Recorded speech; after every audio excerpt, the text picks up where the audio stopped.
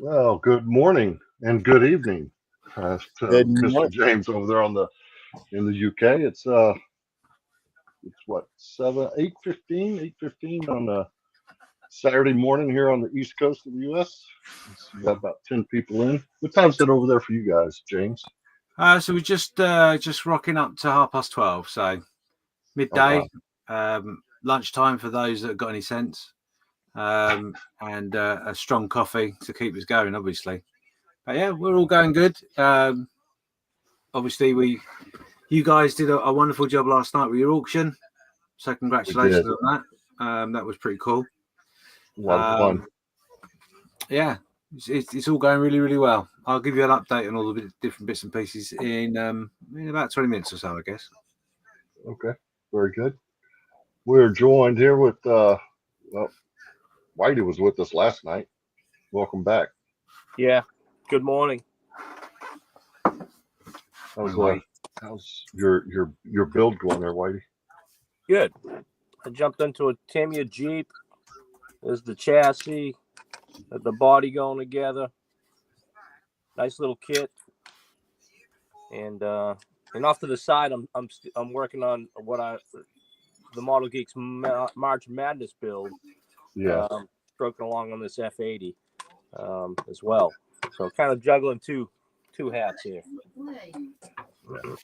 That's unusual for you. It is. It's usually a one kit guy. One trick pony. Yeah. One at a time. So we got Frildo with us this morning too. Frill wasn't with us last night. Welcome, Frill. Well, thank you. We'll go through the whole gamut with you. What are you working on over there? You doing the same March Madness and something for the build here, or just pressing on the March Madness? Basically pressing out my March Madness, the Eduard reboxing of the Vezda LA5N or LA5FN, the Russian World War II fighter, and working on my for the club display, my Cactus Air Force Dauntless. Okay. I should be able to get some decals on it today, and a few other little odds and ends that I got going on that I need to get done. Very cool. Very cool. And of course, James. Oh, I'm sorry, Phil. And of course, the private. Oh, yeah. There it is. That behemoth. Yeah, I need to slowly working all the little things out of it, but just need to finish sanding on the Tamiya putty where I had to fill in and fair in on the horizontal stab and stuff. So yeah, just one can only do so much sanding in a day where they got to take a break. Yeah, that'll cause burnout for sure. Just Frodo, what was that? Was that a B24? It was the Monogram B24J with the Coster conversion for the PB4Y2 privateer. Cool. Okay. It just so happens somewhere up there is a B24 that I'm doing as well. It's up there in the box. You can tell I was ready for that completely. That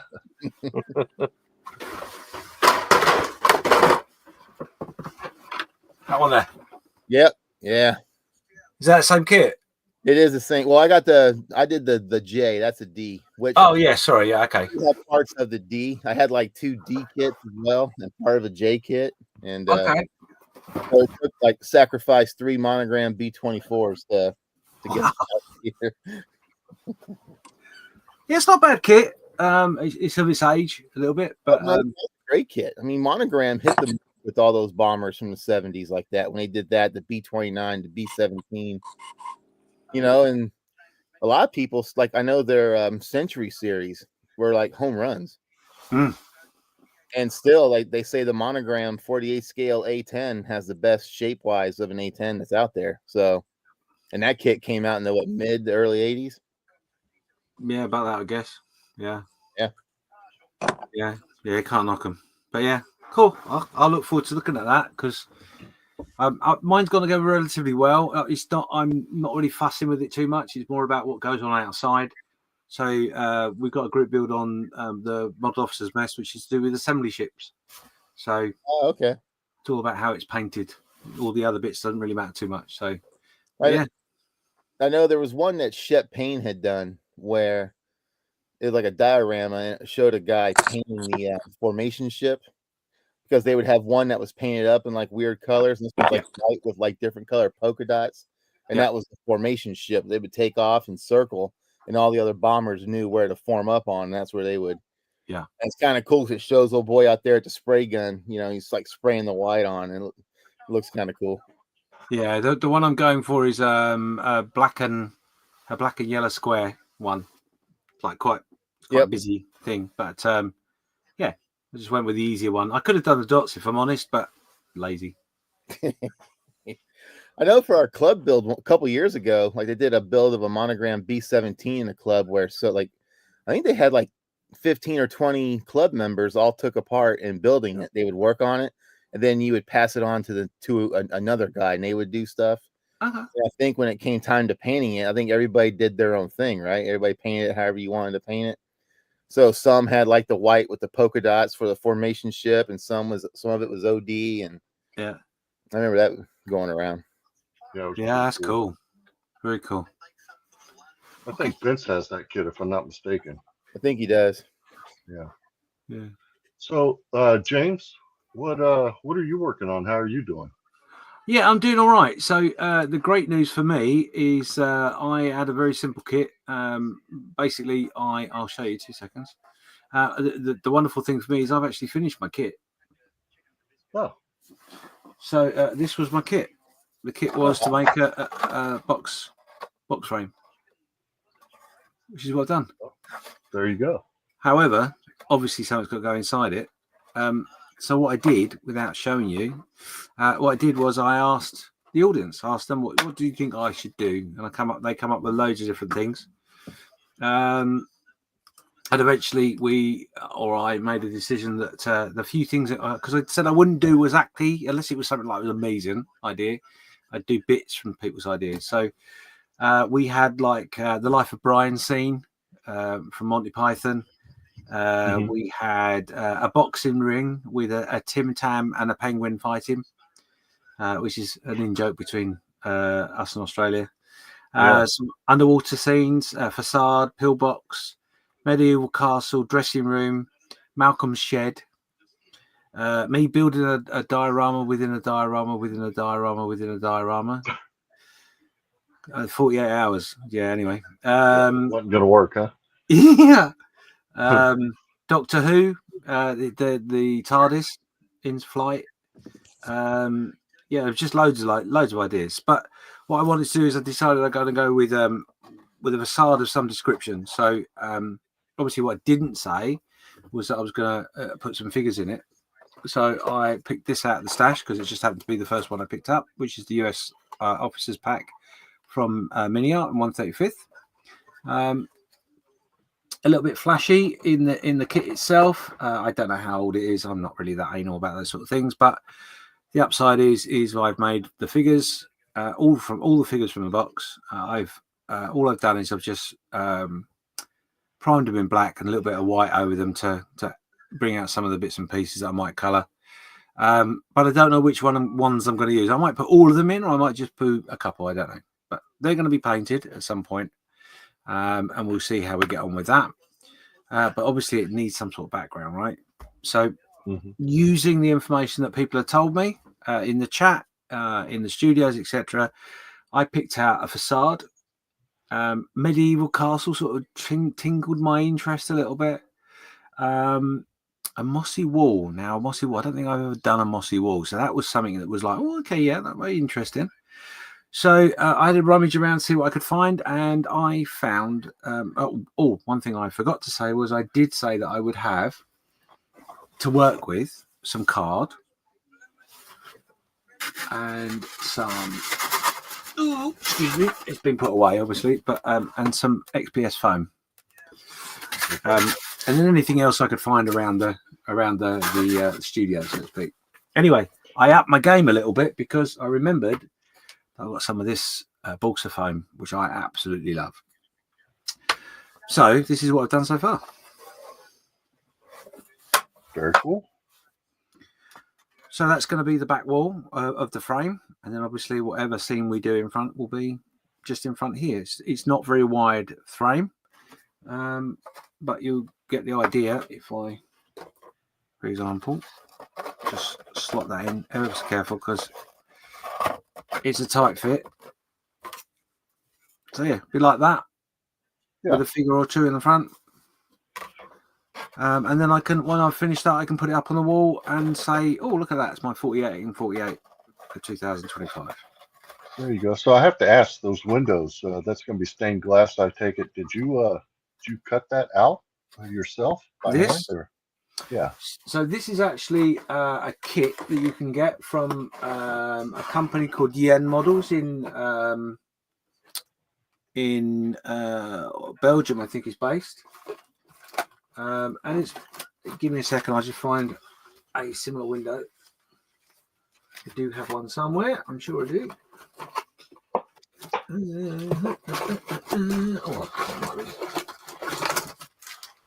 So that's the company there. Oh, okay. Scale modeling from USA Models. And basically what this is, they come in little kits. And it comes in 3 layers effectively. Like that. Oh, I see. It's a little laser cut. Yeah, laser cut. It's card. It's not wood. It's just like a laminated card of some description. And you get the outer frame is your top one, the groovy pattern, and a little bit of a frame there, and then the back part that it all sits on. Yeah, that makes up really, really easy, and they're great to do. I used them going way back when I did the I don't know if you remember, I did the church scene with the parachutists coming through the roof. I used them then, and I absolutely loved them. But they do all sorts of them, all sorts of windows. You know, they got ones like this. There's nice, sort of like a stately home sort of thing. Yeah, that's really cool looking. Yeah. Factory types. They've got the rose windows. Yeah, they're really good. You should check them out. I love Yen. Is just an absolutely super guy. He will go out of his way to help you, and he's got some brilliant stuff on there. He also does. What was the other things he does? He does furniture, laser cut furniture, wooden carts, that sort of thing. So yes, it's just like a really easy fix. Very cool. So yeah, so that's where we're up to at the moment. Obviously, I'm at the point where I'm about to start carving and all that and the other. Literally, as just before going live, I was just sticking this in place to get that done. I saw you at the tail end of the UK stream there, where you were cutting that window out and setting it in. Yeah, so that's what spawned the question. That was just really cool looking the way you did that. So. Yeah, it's I haven't done it perfectly. It's a little bit. Yeah, I can see an error already, which will annoy me. But hey-o. Yeah, it shouldn't. If we think back to those types of castles, the castle walls with the rock or mortar, or however they walled them in, they weren't always perfect. So no, of course they weren't. And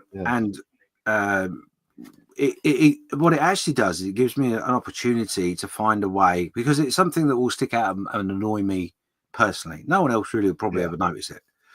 But it'll give me an opportunity to find a way of disguising it so it doesn't aggravate me so much, which just means I've got to do something different. That's all. You said you were going to use some moss, right? Yeah, I've got to do a mossy wall. There might be some foliage, maybe. Some battle damage, maybe. It could be anything, you know. So so I'm literally at the point of marking this out so I can carve it and have a bit more of an understanding of where I'm going with it, because it's all, I've not planned this at all. It's all just very off the cuff. The reason this come about, which I'll show you, because I think it's worth doing. Not to blow my own trumpet, this is just to show you what I did. So you guys will know that this year we haven't got them with us, unfortunately, because of personal reasons, but we also help Miranda and Stefan from Scale Models for Vets with their 48 hour in November. And how this idea of a little bit of interaction with everybody came in was that I wanted to do something different for them. So I got myself a figure, and I basically asked everybody, I got this figure, what do you want me to do with it? So there was lots of voting, lots of suggestions, and this is what came out at the end. Oh, wow. So that was 48 hours worth of work. That's really cool looking. And I just enjoyed the interaction so much. I mean, obviously, what I'm trying to simulate is a little bit of a fire glow and the moon. Mm-hmm. So quite simple in that respect. Not got overly nuts with it. Don't get me wrong. There is. I'll try and get a little bit higher for you so you can see. What I tried to do was I tried to do as best I could. This is the first time I've done this sort of effect, so it was just a case of suck it and see. There are some errors in it, of which I was going to change. I was going to make it so it looked 100%, but I just thought to myself, do you know what? Actually, this meant quite a lot to me doing it during that event. I'm just going to leave it as it is. I quite like it. So, yeah, it was a good fun. It was a nice little project and something different. And that's what I thought. I thought, well, instead of choosing one of the kits that I told everyone else to choose, I would throw it out there and say, go on, challenge me, see what we can do. Good fun, right? Yep, I think so. Yep. Yeah. There we go. Very cool. But look, we have El Presidente has popped in here. Tim, how you doing this morning? Oh, I'm doing great. Good morning, everyone. Morning, Tim. Morning.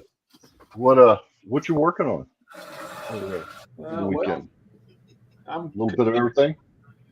Yeah, I'm continuing to work on my. I started it yesterday. Continuing to work on my Citroen. Okay. Yep.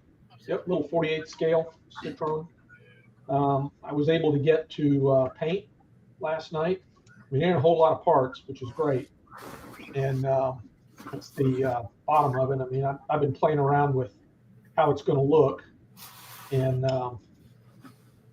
it's already starting to look pretty good. I'm going to do it in civilian markings, not excuse me, not a military. But I'm just kind of imagining what a something late 40s, early 50s car would look like. Yeah. I went online and looked at a few pictures. That's what I'm working on. Very cool. Let me see here. Let me move over here. We got a comment that came in just a while ago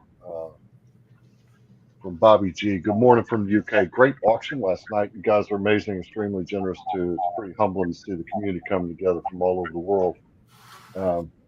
And with that point, James, I don't know if you kind of want to give a recap to the folks that are watching here or going to watch here in the very near future what this weekend's all about. Yeah, no, I'd love to do that. Just bear me 2 seconds. I'm just changing my camera. Super not organised today. Let me start by explaining what this is all about. So the reason we're all gathered here and bending a bit of plastic and having a bit of a community time is to raise a bit of money for a UK-based charity called Models for Heroes.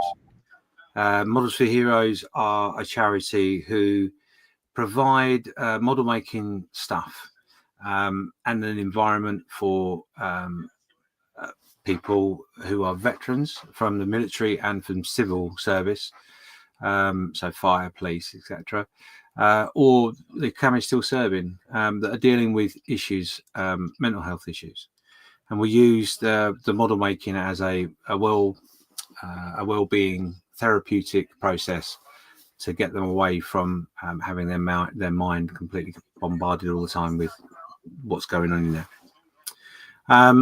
So I'm privileged to be a volunteer for the charity. Being a volunteer pretty much from the beginning. I don't do an awful lot of face-to-face anymore. I have done in the past. I do a lot of raising money for them, and I hang out with them online, the beneficiaries and our community, if you like, that we built from that. The money you raise, I'll cover that in a second and explain what we achieved last year and what impact it had on the charity. But something that shouldn't be underestimated by any means is the impact that this charity has to somebody's life. often hear the phrase "that saved my life," and the truth is, this charity does save lives. It's not how we promote as such, but it is a fact. It happens. We often hear beneficiaries say, "If I hadn't have found this group, I don't know what I would have done. I was at that point where I could have done something stupid."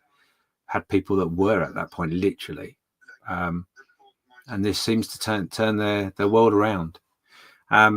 When you are in the forces, you are in a community and a family in which is everything. Then all of a sudden, when you're not in that community anymore because of health, be it an injury through warfare or service, or it's a case of your mental health isn't good enough anymore. The services around the world, unfortunately, generally will say thank you very much and goodbye, and that's it. And they don't look after you. Or certainly, that's the feedback I get from veterans. Your cast aside is often the cast and unwanted is often the phraseology that's used by our veterans. Now, bear in mind, these people stand on walls in crisis, guarding our safety, preventing us from being hurt, and our way of life.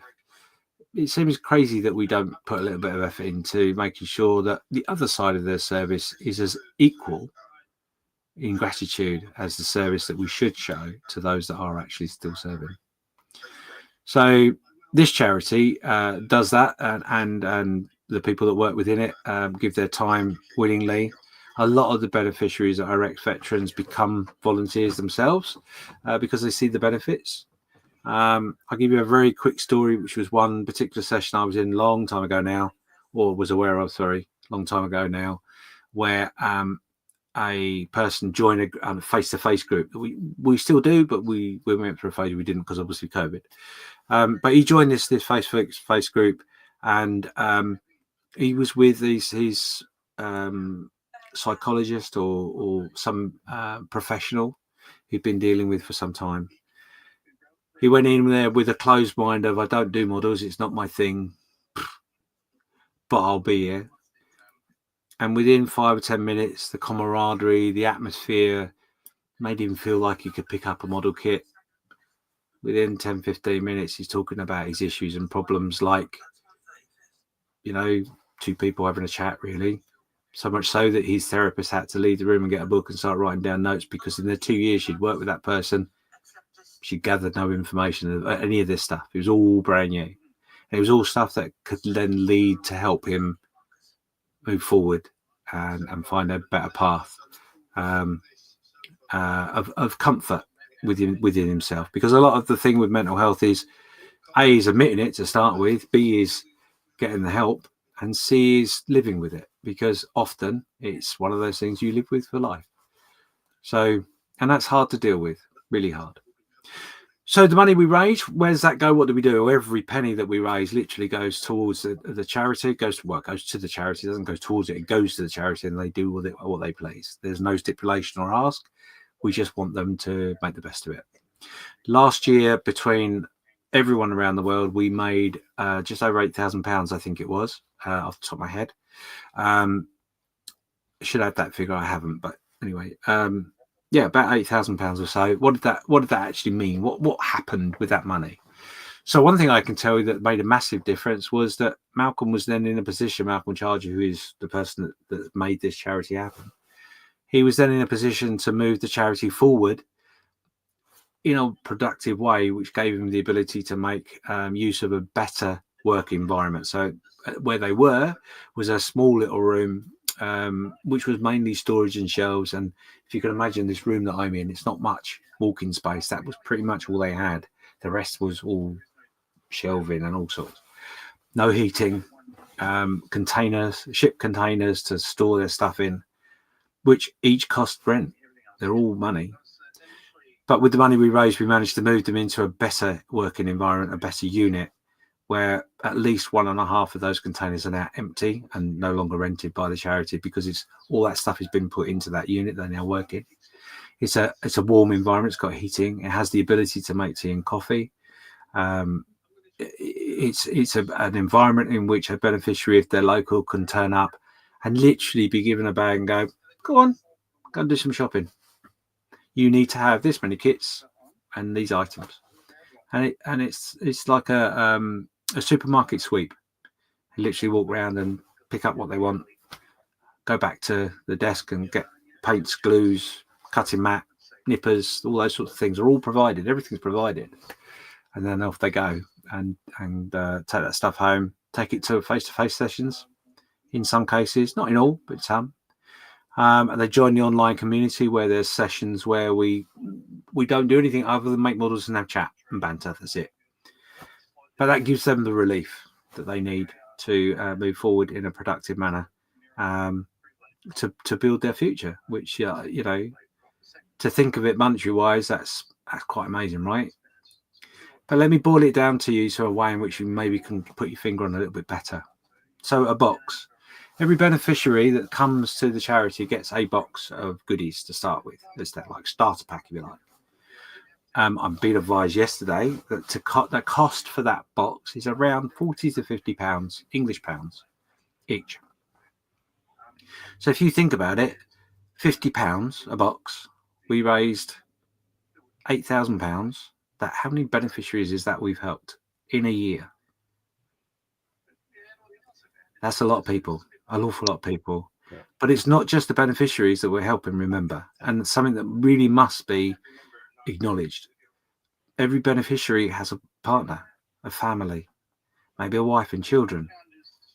Everything that happens and changes their life for the better has a knock-on effect to them as well. So it's not just the beneficiaries we help, which is around about 12 boxes, I think Malcolm said, go out a month, something like that. My figures might be wrong. I apologize if they are.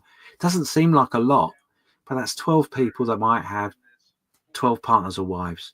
They might have a child each.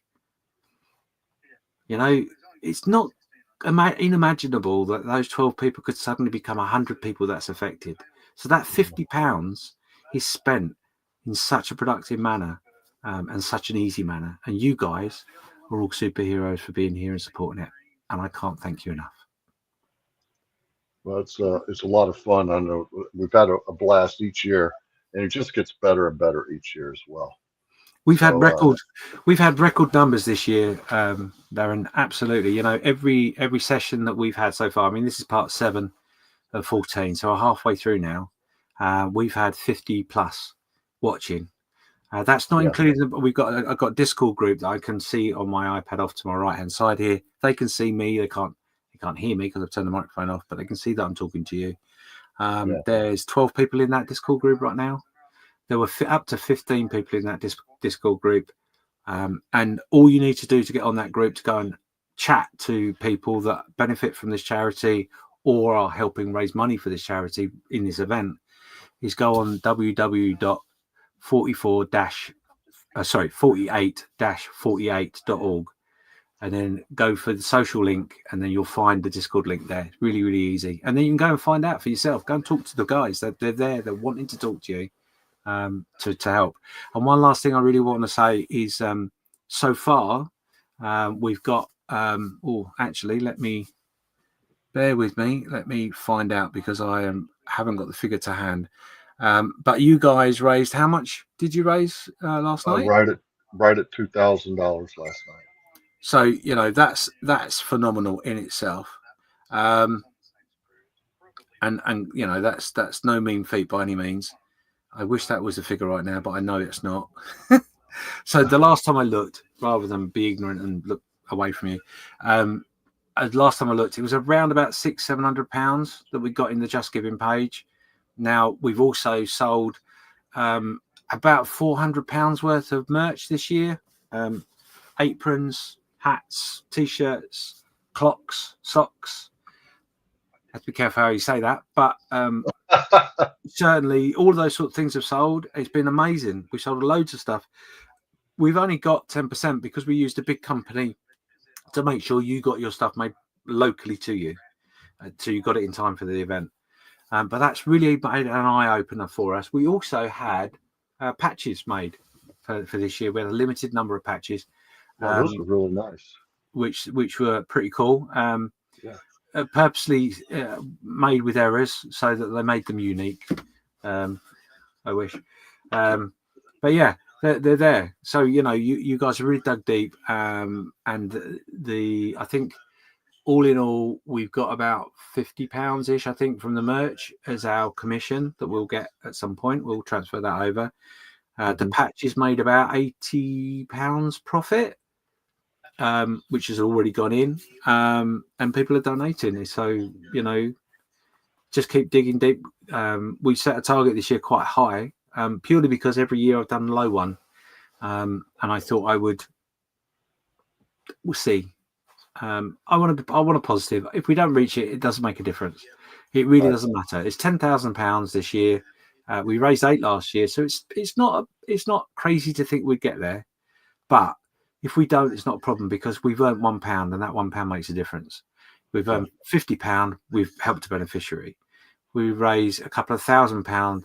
That gives the charity a couple of months worth of rent for their new facilities they've got. So, it doesn't matter what we raise, as long as we raise something and as long as everybody enjoys themselves, that's all that matters. Outstanding. So for the folks out there, there's a couple ways. You can see the ticker scrolling across the bottom. That there's a link there that'll take you to the Just Giving page so that you can make donations that way if you like. Also, we'll be doing some auctions a little bit later on. And all those proceeds, as James says, every single penny goes to the Models for Hero charity. So stand by. I think the auctions this afternoon are going to be a good one. Yeah, I think it's going to be a bit messy tonight. I got to be honest. Definitely. I'm just having a quick look on the page to see where we're at. There we go. £708 we're at the moment. So yeah, we're doing okay this time in the process. It always starts jumping up after the Saturday. So £700 is really good. Really, really good. Really happy to see that. So thank you everyone that's donated and been involved. Yeah, and if you want to donate, like Darren just said, you can go to the Just Giving page. The link is down there. There is another option is a PayPal option, so PayPal me. How you find that, like I said, go on the website, all the W's, 48-48.org, and you will find the donate link right at the top. Press on that, and then you've got your 2 options. Just click on there, and it'll take you straight to the website you need to be. So, well done. Very cool. Very cool. Julian says, "Get some sleep, mate." There you are with the 44 thing again, James. Yeah, I think that's more my brain, Julian, than lack of sleep. Yeah, my brain doesn't function like it used to after this year, or last year rather. But anyway, another story. Yeah, understood. All right. Well, I guess everybody should get to building. We'll kind of keep tabs on. I'll keep tabs on the little chat over here as we go forward. It looks like we've got 30. We've been hovering around 35, 40 people within the stream. So if you got questions out there for anybody, please throw them into the chat. We just want to say good morning. Yeah, throw it in there. Absolutely. Right, I'm going to pop your camera down. But what I'm going to do is, while I'm here, is I'm just going to throw a video up for you. What one shall I use? I know. Let's hear from the man himself, the man that is the boss of the charity.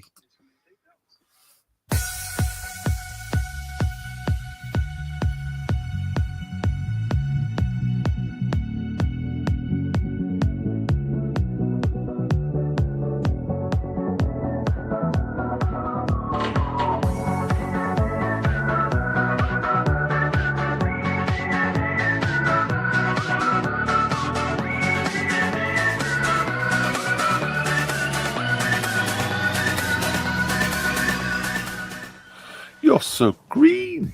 We're You're live, so Mr. grumpy. Child. Oh, look at you. So angry. Hello. My name is Malcolm Childs. I am the founder and chairman of Models for Heroes, the charity that the Birthday Bash is supporting this year. Hooray!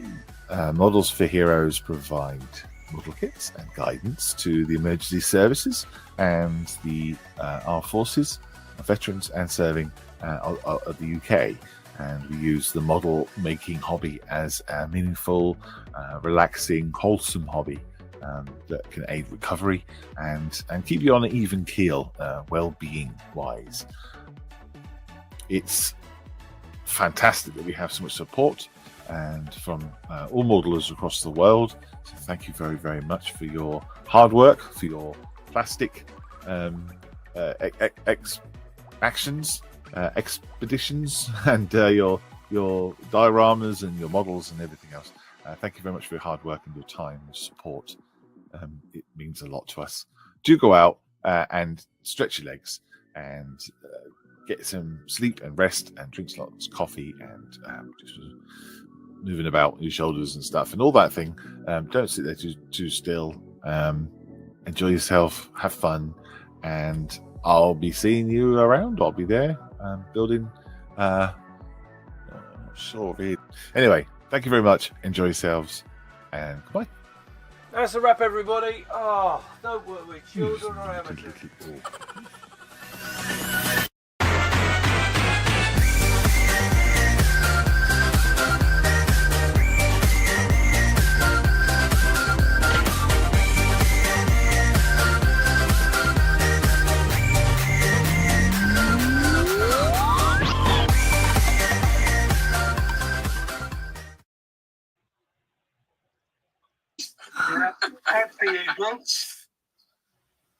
Okay, Whitey, I'm gonna put you on the spot real quick. No, do you know what? This is brilliant. He Brian- basically got me when I said 47 instead of Brian 40. Decla says, "Get building." Whitey's been flying through his kitty kit. Wow. I think you might want to explain what it is you're doing there between your two builds. Flying through his kitty kit. Yeah, I believe it's the Kitty Hawk kit. He's under the assumption you're building. Oh no, this is The a Kitty Hawk monogram. This is a monogram kit right here. Old monogram kit from '77, and then the Jeep I'm working on is the Tamiya kit.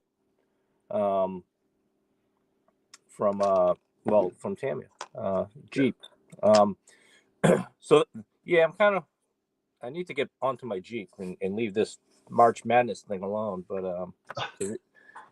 I'm messing with panel lines on it, and that's always a draw for me. And concentration and all that kind of stuff, so you don't slip up and create more problems for yourself, type of thing.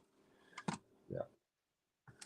Oh, Brian says, "My bad." No, it's a little confusing if you don't pick up on every minute that's going on. So I would not ever jump on a Kitty Hawk kit for 40. oh, looks like we lost Whitey's video feed there. He's bumped something within his closet, I assume. Should be back here shortly. So there he is for a moment.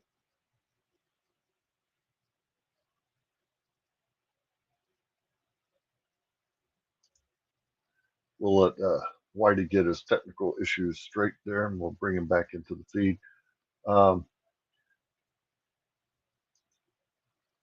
You back with us, Whitey? And he's gone. And he's gone. Oh, there he is. He doesn't know where he's at yet. Nah. Okay, you back with us? Oh yes, sorry. I was just talking to the Discord group. Oh no, so Whitey dropped off. Whitey can't hear you. Your mic is something going on there. I'm going to mute myself for a second, and I'll be back in a moment. This is the joys of live feeds.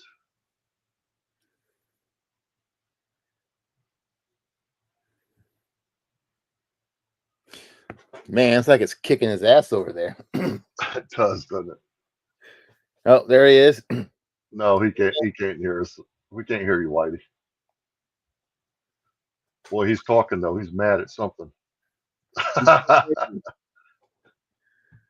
we can't hear you, Whitey. No. No, I see you muting and unmuting. It's not coming through. I'm gonna put you over in the green room until we get you figured out. Till you fix yourself. Okay. Frill, I'm going to take a real quick break upstairs, go get myself a cup of coffee. All right. I would recommend it. I know most of our folks here on the East Coast are just getting started here in the U.S., but if you're joining us from over in the UK or anywhere else that you've been at the bench for quite a bit of time, go up and stretch your legs and take a quick break, get yourself a cup of coffee, etc. So, folks out in James, Frill, no President, I'll be back in just a moment. Sounds good. Problem. No problem. I can hold it for now. No problem. Tell you what, for being my first Vesda kit, I guess this is like one of their older ones, so it's got its trials and tribulations, let's just say. Yeah. Yeah, but I mean other than that, it's a pretty decent kit. The construction's a little unorthodox, but the way you have to do the fuselage halves and everything, but it'll work. And then just doing the stuff on the cockpit. It's kind of cool because it gives you like this internal framing, which you're not going to see a lot of once you close up the fuselage. And the engine is, it's a pretty decent representation out of the box. But the pipes are a real pain in the rear end, and I can see where a beginner would have a problem with this. And like trying to follow the instructions, you can see I got the pipes are all jacked up over here on this side. I'm not too worried about, because when I get this in, you can't see any of it. So I'm going to put it in there, and I'll just break those off, and then I'll just slide them in one by one. Yeah. Inside, because there's a cover on the side of the fuselage that covers that up, so you can't see them. So I may not even worry about them because you can't see them anyway. Yeah. So, but I mean, it's interesting how they have it all come together in this internal structure. Clever. But yeah, it's not a bad little kit. Like I wouldn't recommend this for beginners, especially with that engine being the way it is. And then, so our club, every year we do a different theme, and this year is the Cactus Air Force. So what we're doing is, so for people that don't know, the Cactus Air Force were the aircraft that were Guadalcanal, Henderson Field. Yeah. And so we're all doing different aircraft, and I'm doing the SBD-3 Dauntless, and going around getting the base coat for the this light blue that they were painted was something else, let me tell you. And I saw Whitey's mix. Whitey had a mix, and I went ahead and did that, and I add a little bit more gray to it to kind of get to there. And I'll go around today, and I will I'll fade a few panels here and there, and I'm not going to get too crazy with the cheese whiz with it, just because I just don't want to spend a whole lot of time on it. Yeah, but I'll fade it and do my usual thing to it. And one of the things I used for this build was we were at the Richmond show, the ODO, a couple weekends ago. Yeah. And Angel from Micro World Games is there, and he has some of those AK real color markers. Yeah. And so I picked up like a 3-pack of a red, a yellow, a white, and the red. And the red is for like doing gear doors, the edges on Navy aircraft, how they have the red trim. Yeah, yeah. So that's mainly the reason why I got that. And I got the white and the yellow just for, shits and gigs, just to see if you can always find a use for those. But what I was really excited about was I got the gunmetal. Yep. And it's a little too light for me. So I'm still messing with that one. But one that I'm a real big fan of is the rubber black. Yeah.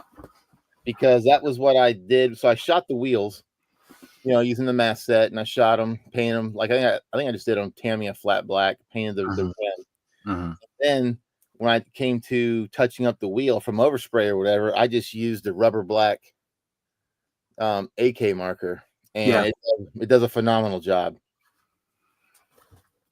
And so I'm good. impressed with at least the rubber black. I think the rubber black's a pretty good color. So I think everybody should have that in their toolbox because you know how sometimes too you'll be going on a build, you'll get to the end, you'll like chip the wheels up or something, you'll have spots on your wheels. You can just break this thing out and then just touch it up and then hit it with your favorite flat coat or your semi-gloss, whatever you want to do to blend it all back in, and you can't even tell. So I was pretty high up on that one. So. Yeah, they are good. At Telford last year, I picked up some as well. So I actually picked up the full set. So, but we were talking about this earlier about the metal. I actually picked these up. So these are it's all like AK. This is an airbrush company called I'm going to pronounce it wrong, so forgive me. Gaahleri. This is 10 metallic colors that they sell as a pot. Those are the sort of colors that you get. But I'll run through the colors that there are. So there is aluminium, stainless steel, dark steel, dark iron, gunmetal, zinc chron, black. I probably pronounced that wrong. Red copper, dark gold, scorched gold, and flashy gold. They are really, really good pens. I would say definitely the same sort of product that AK are doing, without a doubt. But the colours I feel are really, really cool. Are very, very good. So if you can find those, they're on Amazon. You can find those. It might be worth getting them for yourselves. These retail for England, UK. So this would be £25-ish, I think, for 10. So it's £2.50 a pen. Worth a punt, definitely. Yeah, it's about half of what the AK ones are too.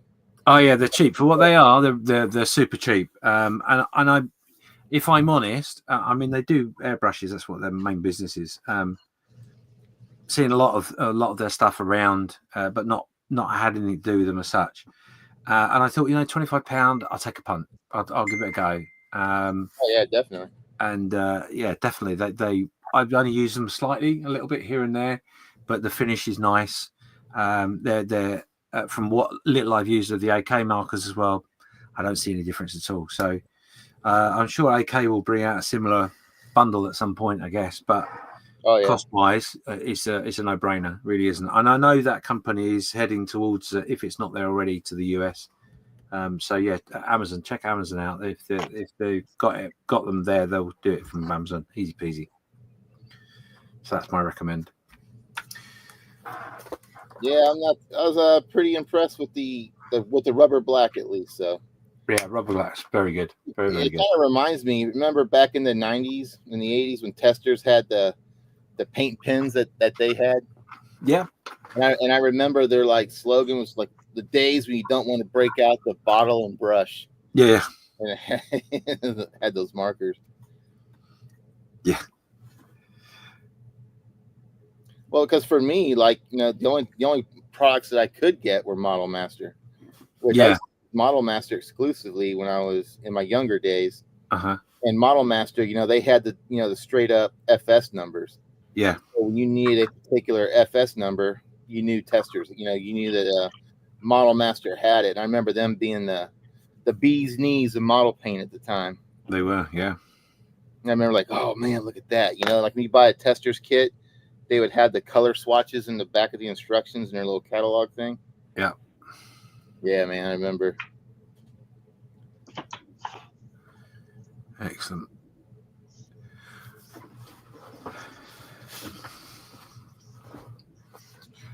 So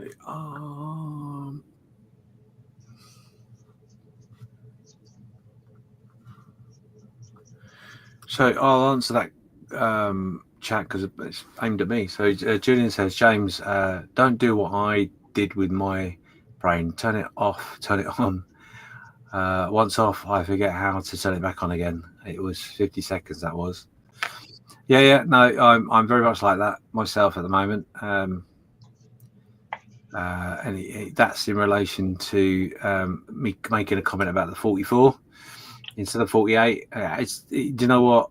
I was just saying to this. I just popped into the Discord group to thank them for being there and being a part of the event. This really isn't down to me being tired. This, unfortunately, is the residue of having 3 heart attacks and open heart surgery. So, Oh wow. maybe you don't know. So sorry. So this year, or last year rather, just after the event last year, so April sort of time, I was feeling a little unwell. Popped in, was told to go to hospital. Didn't feel that it would be anything other than wasting 6 hours of my life to be told to go home and stop being silly. But then was told that I had a heart attack and I hadn't felt a thing, didn't know anything about it. And they wouldn't let me home, and I stayed in hospital for several months. Oh wow. And then had open heart surgery, triple bypass. And yeah, so my heart's fine. I've got the heart of a 20-year-old now, apparently. Unfortunately, I've got a body of a 90-year-old and a brain of a 120-year-old. But hey, I'm alive. I wake up every day. That's a bonus, right? Yeah. I had a good friend of mine just last year who tore his rotator cuff. Oh, and wow. was going in, and he had been living with it for a while, and he finally got to the point where I got to have something done about it. Mm-hmm. So he went to the doctor for his pre-op, and for in a pre-op, they always do an EKG on you Mm-hmm. Mm-hmm. and all that, and they were like, "Huh, that's not cool." So I sent him to a cardiologist. They were like, "Yeah, man, you got something going on with your heart." Well, I guess I don't know what the medical name of the artery is, but the one they call the widowmaker. Yeah. The one that is like usually when that thing gets clogged and you have a heart attack, you're not coming back from it. Yeah. And he went in and come to find out his shit was 80% blocked. Yeah. And they had to go in, they put a stent in, and now he's like a new man, like more energy. He's like, and he's just like, it's crazy. Like he had no idea. Yeah. No, absolutely. And when I had my stent put in, a long time ago now, the first time I knew I had any issues with my heart, they said that I got 2 arteries that were quite badly blocked. One was 95 and the other one 70 something or other. But they only put one stent in, which I never really understood at the time. But this time round, 3 blockages. More than 3 blockages actually, because they had to go around them. Crazy, but it's in my family, so it's not something that it's a shock. It was always going to be, but it was just a case of I'm only 55. I didn't expect it quite so early. But hey, that's life. That's that's what the curveball you get thrown, and you just have to roll with it, and it's all good. And like I say, at the end of the day, it's it makes you think, wow, I didn't know that was coming, and all those sort of lovely things. But you appreciate every day you get up, definitely. But unfortunately, the residue from that operation and whatnot is I get fatigued very, very quickly. My brain doesn't function like it should do. It's just another layer of something to learn how to live with or find a way to resolve. So we just soldier on and be fine. But yeah, it's good. It's all good. I'm glad you're on the mend. Oh yeah, no, it's all good. I'm coming up for almost a year now. Obviously, where are we? So June 5th. I had the operation, so yeah, we're not far away now for a full year since the operation. But I got a way to go. We'll get there, and before you know it, I'll be running marathons. Oh, I never run a marathon. What am I talking about? Not with this figure. But yeah, these sort of things keep me going, so it's all good. Let's have a quick look at the chat. We've got Mal's modelling workshop in. He's saying it's midnight in Melbourne, in Australia. Oh, damn, you need to get some sleep, my friend. Thank you for being with us. If you're not sleeping, then you should be. Brian has said, "Dang, Frill, that's awesome." That's obviously what you were showing earlier. John says from Masters of Scale, great process, guys. I'll be on later today.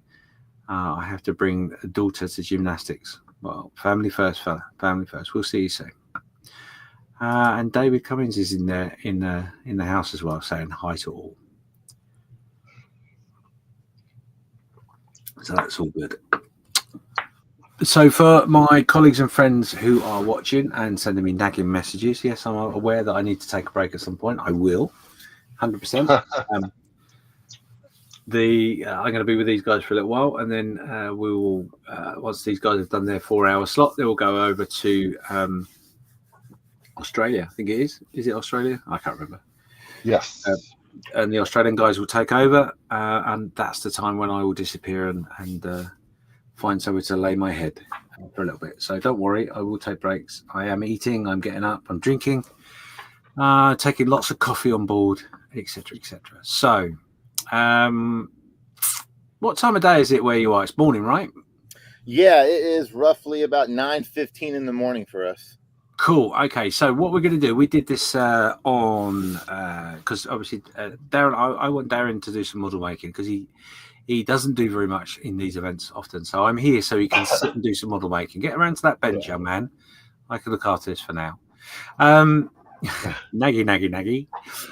Yeah, so what I'm gonna do is I'm gonna throw something out to the 40-odd people that watch it. I'm gonna ask the guys that are here as well.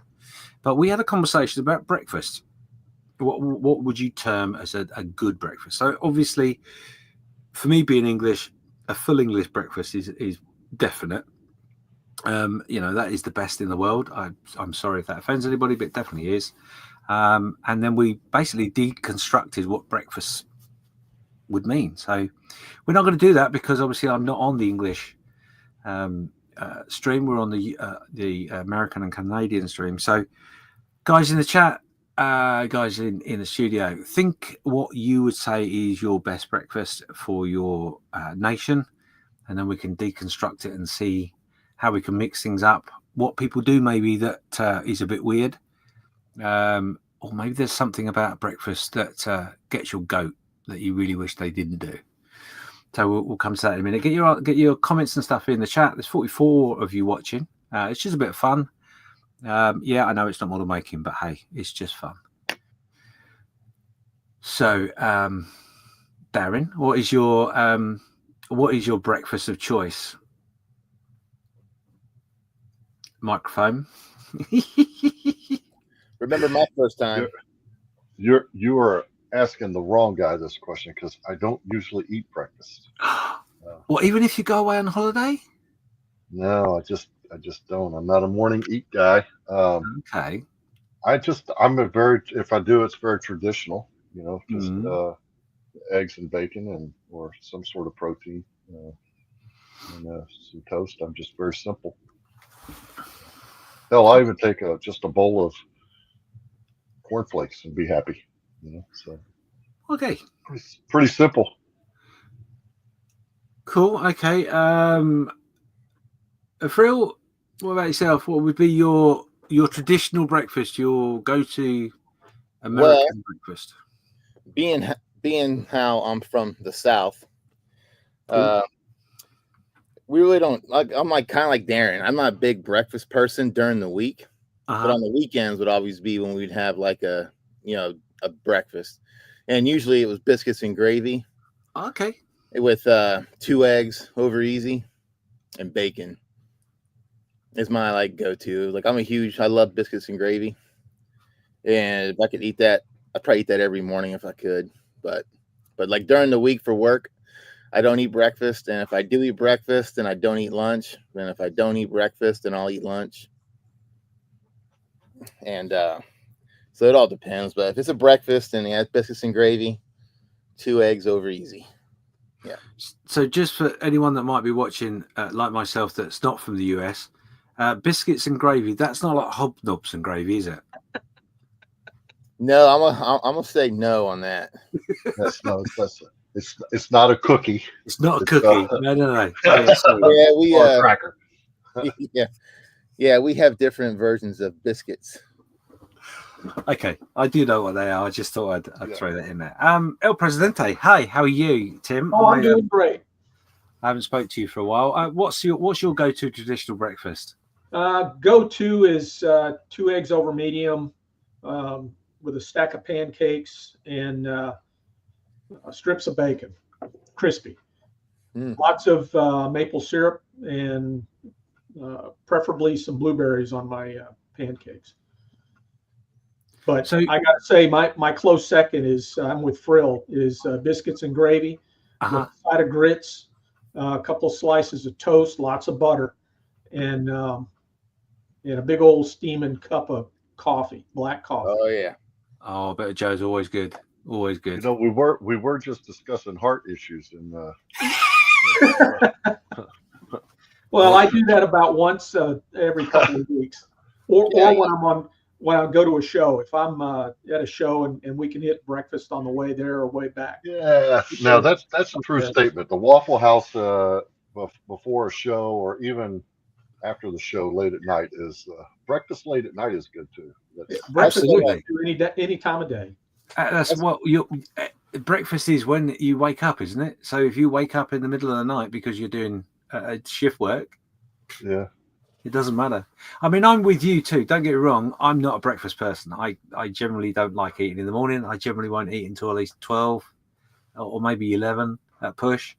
But every now and again, because of my heart, obviously, got to be healthy. I wish it was every day. But I would have a full English traditional breakfast. It's a treat. It's something that I look forward to doing every now and again. It's a really bad thing. Healthy wise, you can make it sort of healthy, but what the hell, you only do it once in a while. What's the point? Yeah, it's like drinking beer with no alcohol, right? Yeah. Like, we all have to from time to time, but like I love hash browns too, and like the ones at McDonald's, the ones that come like that, and we used to have a Fry Daddy where we would I put them in that sucker, man, and I used to have thank goodness for air fryers now, so you can take them, toss them in the air fryer, and it's a little healthier option for you. Yeah, definitely. Brian's wife chimed in there. Yeah. Oh yeah, and I love those hash browns. And then I have a Blackstone, and I'll get because when Waddy and I came back from the ODO a couple weeks ago, we pulled off our exit going into Virginia, and we were like, "Oh man, there's a Waffle House. Let's go hit Waffle House." And so we did, and we pulled in there, and it was like we haven't all to ourselves because we were like the only 2 people in there. Yeah. And that's breakfast for dinner, and I bet it was good. Yeah. What? It was delicious. We had a food coma on the way home, and it was cool because they charge you a 25-cent surcharge on per egg because of the egg shortage. Oh, really? And they had a new cook who I guess was learning how to. So I asked for eggs over easy, and I guess she kind of messed them up. So I got those 2 eggs, and then another lady made them and gave me 2 more eggs. And I was just like, man, that's pretty good. But yeah, we had the whole place to ourselves. And those hash browns, the shredded hash browns, I'll put those suckers on the Blackstone and just season them. Man, I could eat that all day. Some jalapenos and some cheese. Oh, yeah. Oh yeah, sliced cheese too, man. Just bam, that sliced cheese. See, isn't it amazing? We started this conversation with, I don't really do breakfast. It's not really me. But hey, do you know what? Just look at the screen. Look how your eyes have all lit up when you're talking about hash browns and pancakes. Oh man, it's good stuff. Like we'll eat breakfast for dinner sometimes too. So we'll have breakfast for dinner. Someday. That's where I'm at right now. That's why I'm grinning. Yeah. I might have breakfast for lunch here after the stream. So I bet. So in the UK, I mean, I'm going to go to the chat in a second, just quickly whiz through everybody what they've said, because there've been a few comments there. So thank you for that. Keep them coming in. But something you have to think of while I'm going through those comments is that in the UK, so we have a big fried breakfast, and we have what's called Heinz beans, which is like beans in a tomato sauce, right? Yeah. Now, there are people in this country, I don't understand why, but there are people in this country that will freak, like go mental, if their beans are touching the egg or the egg's touching the bacon or whatever. I don't understand the logic. But anyway, so now when you go somewhere like a cafe, most places you go to will put the beans in a separate container. It's like on the plate in a ramekin or a little glass dish or whatever. but it's there. And now there are also you get the people that are like, oh yeah, I'll eat my beans on the side. Most people like me, sensible, would just go what the and pour it on there and have done with it. So is there anything within your traditional breakfast that would make you flip like that? Or there are people that flip because of certain bits and pieces? Think about it for a sec. I'm just going to quickly go through the chat and I'll come back. So we've got Brian there. He's saying a biscuit and gravy with sunny side up eggs. We got green shirt modeler there, Tim Holland. He said eggs over medium, short stack pancakes, blueberries preferred with maple syrup and bacon. We've got Michael there saying good morning to all. Just primed the kit now for the tracks. Cool. Yeah, we've got that name there. Eggs over easy, bacon, sausage, hash browns. So he's almost English. Almost. Hash browns. Never mind.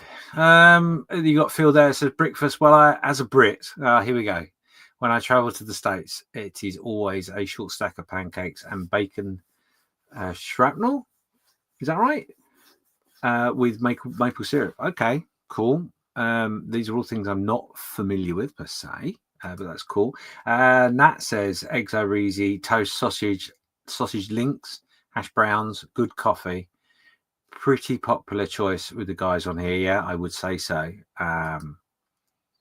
Michael saying breakfast for dinner is best. Breakfast anytime is best if it's a fry up. And Brian's just saying my wife just chimed in I ordered a biscuit and received a cookie. I would seriously be pissed. Oh yeah, no, that's right. Well, yeah, it's an English thing. So anyway, is there anything like that? We were talking about this crazy English people. They put these baked beans in a jar on the side on a plate with all your stuff around it. Do you do stuff like that with your breakfast? I don't per se, but my oldest daughter, she has like this thing with her food, like her food can't touch. And so she'll sit there at the dinner table and you watch her and she'll take it and she'll separate everything to make sure like nothing touches. So for her, it's just like nothing has to touch. And like in growing up, like we never ate on those compartmentalized plates form or anything. So she has started doing that on her own. She just like separates everything. But for me, no, because like if I'm having biscuits and gravy and hash browns, where usually that all goes in together and I'll just eat it together. And part of that is because growing up, living with my grandparents, like I used to hate the weekends and the summers out of school because we were like doing manual strapping ass labor. Like there was no laying around watching Saturday morning cartoons and laying in bed till 10 o'clock. No, we were up and out of the house by 7. Yeah. When you had 10, 15 minutes to eat, you had to eat. And when my grandfather was done, you were done. And so if you were halfway through your meal, I guess you're going to be hungry later because and so we learned to eat pretty quick growing up. And no, so I'm not like that. I'll let everything like come together. Yeah, don't get me wrong. There are people that can't deal with things on a plate touching each other, and I totally get that. It's just the thought of going to all that effort to display a lovely breakfast, but you insist on putting something that has a liquid around it in a separate container. It just I don't really understand it, but I love it when the egg yolks mixed with the hash brown and everything. Like it grosses my wife out eating over easy eggs. She doesn't like the yolk, but man, that warm yolk, man, it mixes in with there. Oh, it's amazing. And I will do like a fresh tomato slices too. We would do that as well. We would like when we had biscuits and gravy, my grandmother would always slice tomato and we'd have tomato slices with it. Cool. Are you a dipper? No. You don't dip your eggs? Nope. Now, when I was in the Navy, I would like when I was on deployment, I would put ketchup on my eggs, but that was the only time I ever did it. But I don't dip anything. No, I don't dip my eggs. I will take my eggs and I'll put it on my toast. Sometimes, if I'm eating toast with it, I'll put my eggs on the toast and eat it that way. Look at Tim; he got all excited with that, man. He was, boy, I gotta get over in this one. I gotta get over and talk about my dipping. That's right. Yeah, I like to put my eggs with the nice runny yolk. I like to sit it right on my pancakes, bust it, and let it all flow. Wow. Cool. No, I just I find that quite funny. So in the UK, we do what's called dippy egg, which is basically a boiled egg, and then we have little pieces of bread that you stick in your you open up the egg and you dip your bread into the egg. Hopefully the egg is runny, not the white's solid, but the yolk is runny. Yeah, there's so nothing like a good runny, like a poached egg or something, like even over a steak, Oh, medium rare steak, and just let that rich yolk pour over the top. Oh yeah, yeah, that's what's called a royal breakfast. yeah, A steak with poached eggs. That's a royal breakfast. yeah, very good stuff. Yeah, sorry, I will make you hungry with this conversation. I do apologise. So the other thing, obviously, we've touched upon the passion of them has been very prominent. Is the hash brown scenario. Now in the UK, we do have hash browns, obviously, but we also do fried potatoes. But we also would do something called bubble and squeak. Are you familiar with that term? I've noticed are those the little button mushrooms they'll have sometimes with the English? I've noticed sometimes because like being on debt over there, we'd get like the English breakfast for our flight meal in the morning, you know. And we call it a P3. We have an oven.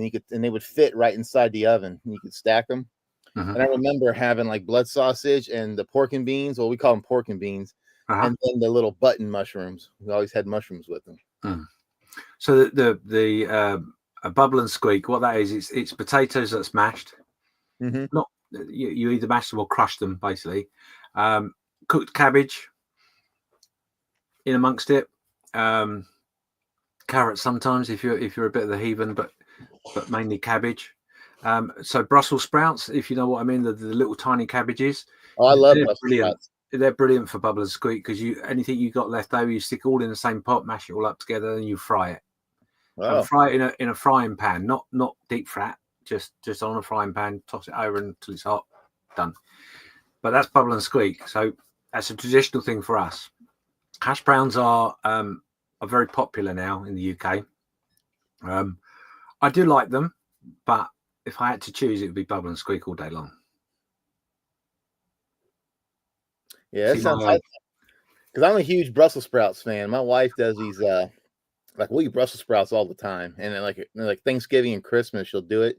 Where she'll roast them in the oven with craisins and like pecans, and like this balsamic glaze on them, and I'll eat the whole damn pan myself sometimes. It's like that good. I'll just eat a bowl of Brussels sprouts. Well, there'll be a lot of people losing their marbles over Brussels sprouts. That's a love or hate thing over here, definitely. Rob was just saying, I'm just going to catch up with the chat very, very quickly. Rob was just saying, afternoon chaps. Excellent. We're back to breakfast chat. Yeah. So the jokes for the breakfast is all coming in. Eggs should be fried and then stuffed in his gob. Yeah, that's fair enough. Brian is saying sliced tomatoes, very German heritage. My family was the same. Got to get those slices of raw white onion in there as well. A little salt and pepper. Yeah, no, absolutely. Yes. Like that. So Phil's just saying to me, yeah, bacon shrapnel is an American thing. It's cooked so crispy it shatters when you touch it. Oh, okay, no, cool, I get that. That's how I do my bacon too, because I can't do like bacon that's like fatty. You know, it's like when we go to Cracker Barrel or whatever. I always tell you I want crispy bacon, so they keep it on the thing. They put the bacon press on it, like cook it, because I don't want it like fatty like that. You're like. I think it's like I choked on it at one time when I was a kid, and I was like, never again. That's why I just get it crispy.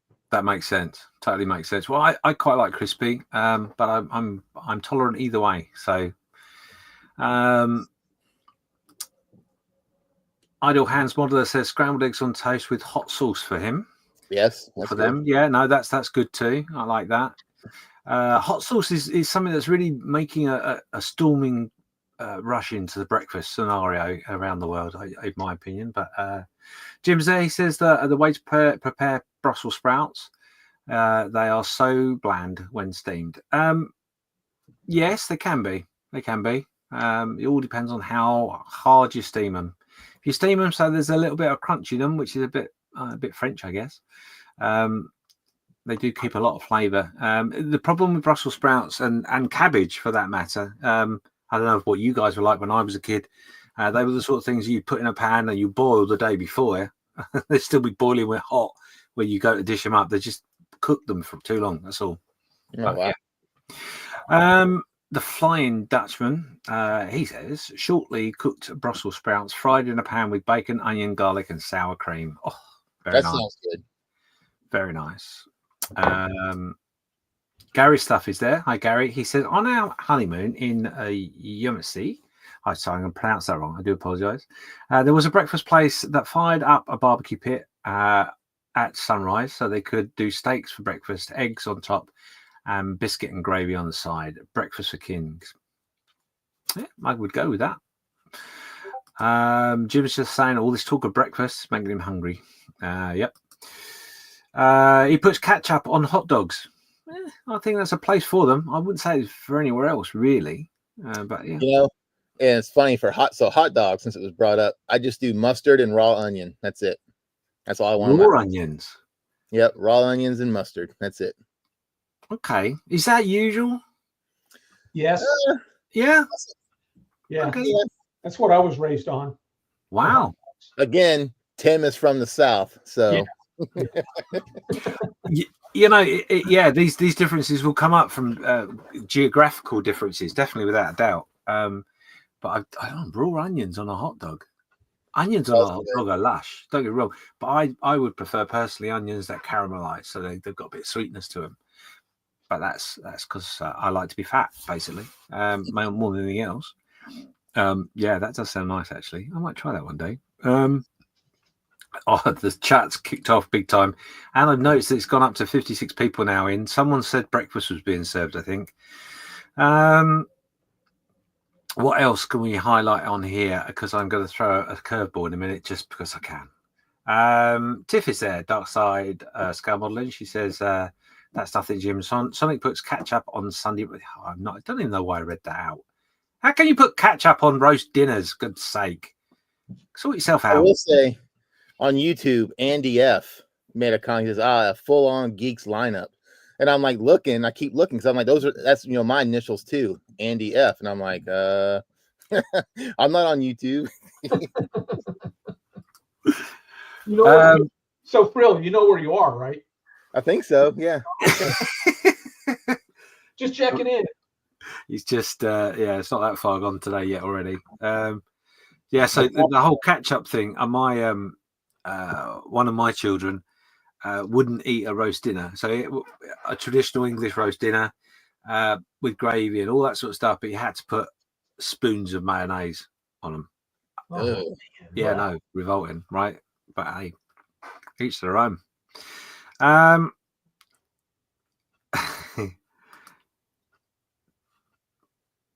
You could get drawn and quartered in some places in the US if you request ketchup on a hot dog. Yep. Apparently. Is that so? Wow. Yes.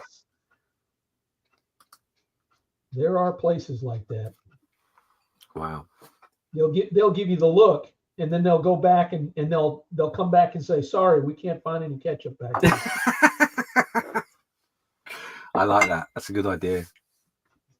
Sort of thing I would do, if I'm honest.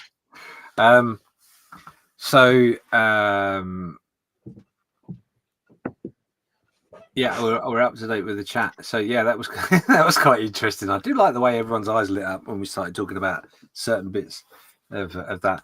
So hot dogs, as it's been brought up, I didn't know that was going to come up, but hot dogs, from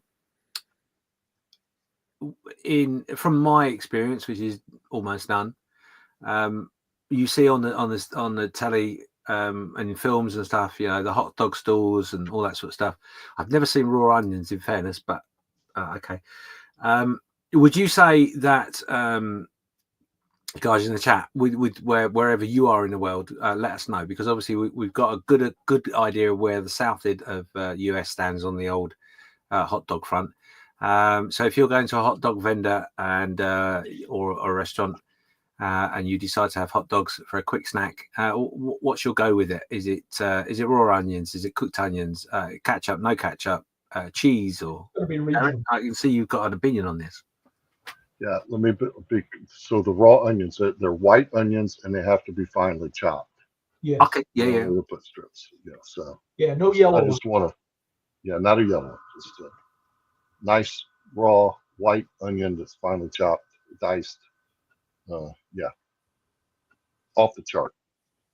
So it's almost like it's almost a little bit like your shattering bacon scenario, where you got little fragments of onion, not slices, little fragments of onion with your hot dog. Yeah. Okay. Yeah. Interesting. That's really interesting. And another one that people haven't mentioned yet is relish. Oh, yeah. Pickle relish on the hot dog. Mm-hmm. So I'm not a fan of, but it's a thing. So. Yeah, I think that's interesting. a mid-Atlantic thing. That and Midwest. A Midwest thing. Yeah, Mid-Atlantic and Midwest. Because my family, my sisters and brother grew up in Illinois, and that's how they Chicago dogs their hot dogs is with relish, and so does my wife, who's also she's from this area. Do you think there's any reason for that to have appeared with a hot dog in those different guises in different parts of the world? Is there like a, I don't know, like the relish side of things? Is that part of the US a much more preserve your food sort of environment? Home, what we would term as home cooking, homely sort of stuff. So you'd make a harvest of tomatoes in your garden or in a part of your property, and you'd harvest all that, and then you'd pickle it or you preserve it in some form or other. Is that linked or not linked? Nothing to do with it, probably, I guess. It might be.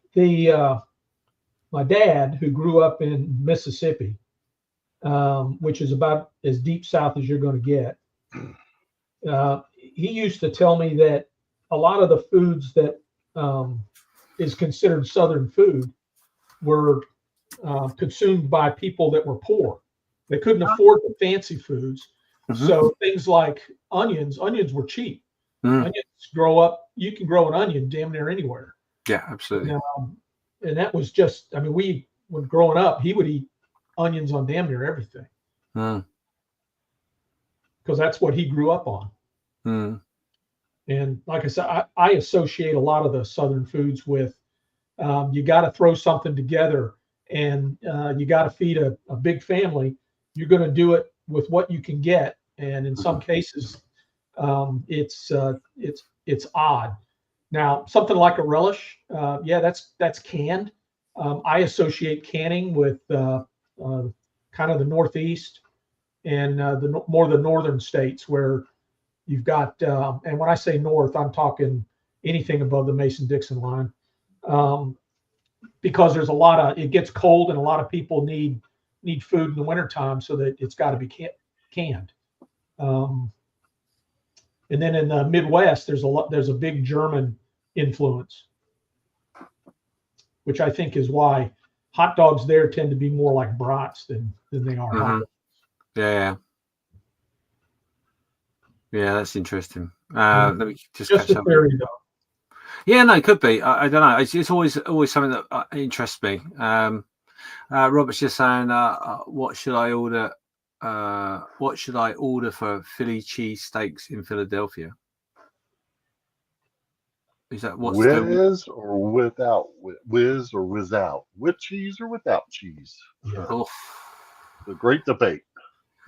Yeah, sometimes I think it depends on what corner you grew up in. Yeah, that's a fact. Because I'll say I've never had a bad Philly cheesesteak in Philadelphia.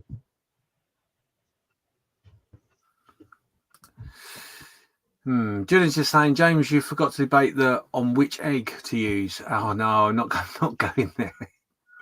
Yeah, we got so hooked up on the breakfast thing last time. We started talking about what eggs do we use: chicken eggs, goose eggs, duck eggs, etc. But I'm not going to do that. Which is well off on a tangent. Jim is just saying there that yep, I should do get a look when I request catch up for my hot dogs. Yeah. Brian is saying brats over dogs every day, raw onions and coarse mustard all day long. Steve's there reminding me to take a break. Yeah, I am aware and I have it programmed. Don't worry. Derek is there saying good morning, geeks. Good morning. Oh my goodness, here we go. So the Flying Dutchman says, I have onions on my salted herring. Now there's a twist that I wasn't expecting. Yeah. Gone on to fish. We might come back to that in a minute. Bear with. So Vienna, all beef hot dogs are the way to go. Love rats, especially cooked German traditional style. Mm-hmm. The wonderful Joe is there saying good morning. Morning, Joe. How you doing? Lovely to see you, my friend. And Jim is just saying all the ways food is prepared and traditions create shows how big and vast in the US. Mm-hmm. It does show how big. He doesn't even have to be that big, to be honest. You know, the differences in our small little country here in cuisine is quite phenomenal. And you could be talking 20, 30 miles. It's bizarre. With the size of the states and the different regions, food changes, cuisine changes in all the different regions. Yeah, absolutely. So I'm now being asked by Mike and Penn, James, now try asking about barbecue sauce. yeah, that takes the rest of the 48 hours. You're right. Yeah, I think you're probably right. Yeah, there is some interesting sauces out there, by all means. Yeah, I don't know where you want to go with that. I'm backing up slightly. So yeah, there you go. We've done some food talk. Hour and a half in. So well done, guys. 57 of you. I can't believe how much that's jumped. Quite a lot since we started talking about food, and all of a sudden it's gone like bang. It's quite funny. But anyway, so so what I'm going to do, I'm going to take a little break. We're going to do a video. What shall we do? Let's do a little tip, shall we? That'd be nice. Someone you all know. Let's do this.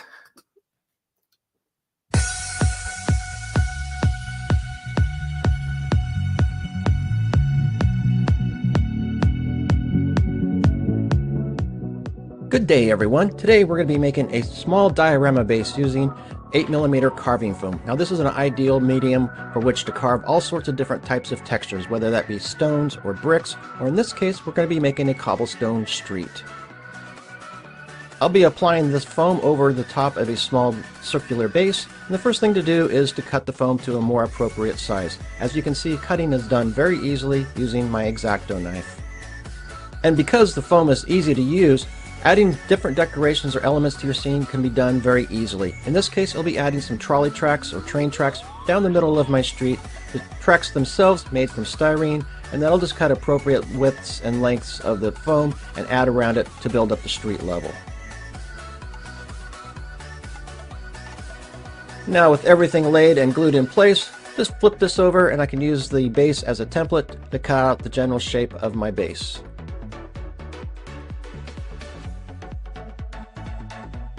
And here we are with our base and our railroad tracks or trolley tracks running right down the scene. But what is missing? Well, that is our cobblestone texture. Before I start adding the cobblestones, I'll give myself some guidelines here. This is done using a straight edge and a pencil, simply a few marks here and there in order to keep the alignment of my cobblestones nice and straight. And now to add our cobblestone texture. And for this, well, I'm going to make my own special tool. Those old paintbrushes that you have, they're ready to be thrown away. Don't do it quite yet, because what we can do is we can pull off the edge, pull off the tip of it, and now using our pliers, we can bend this to any shape that we'd like. In this case, I'll maybe make it into more of a square or rectangle shape using the pliers.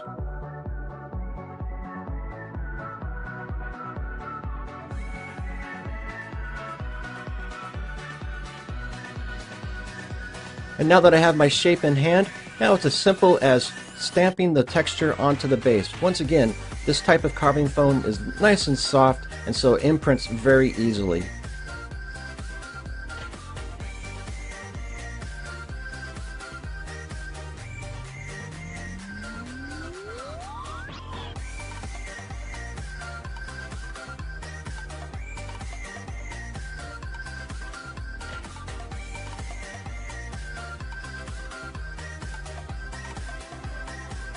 And one final step, and this could be totally optional, but I'm just going to take a sharp tip, run it around the edge of each of the bricks just to give them a little bit of individuality and separation.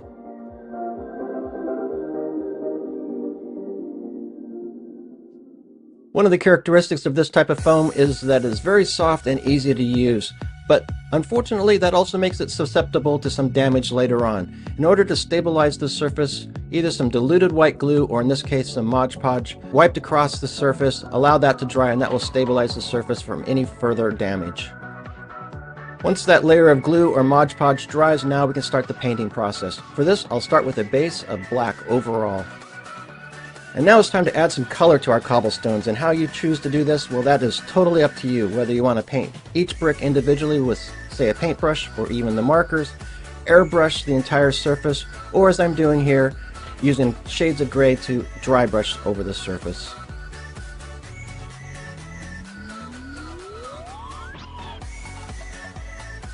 Now that those cobblestones have their color, well, now it's time to add some richness and weathering to the finish. And for this, I'll be using enamel products. First off, a wash overall. I'll be using dark brown wash for this. Again, you can change the color depending on the type of scene that you wish to portray.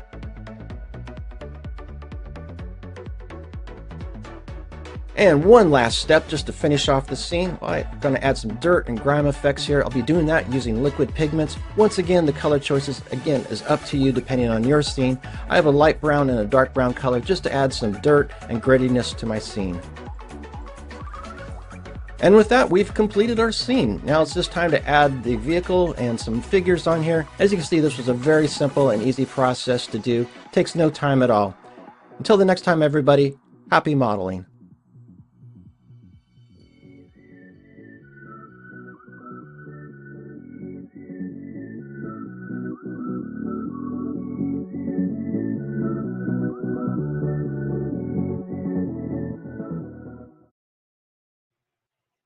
What a great tip.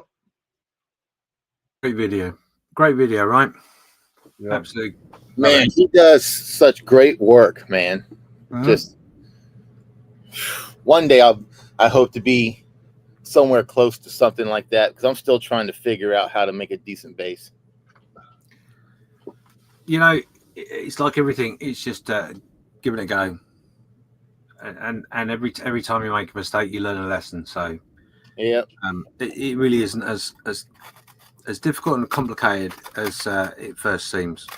But I do love the way he does those sort of tip videos and stuff. They just, yeah, great tutorial, really nice and easy. And if it doesn't inspire you to do one, think harder, watch it again. Yeah.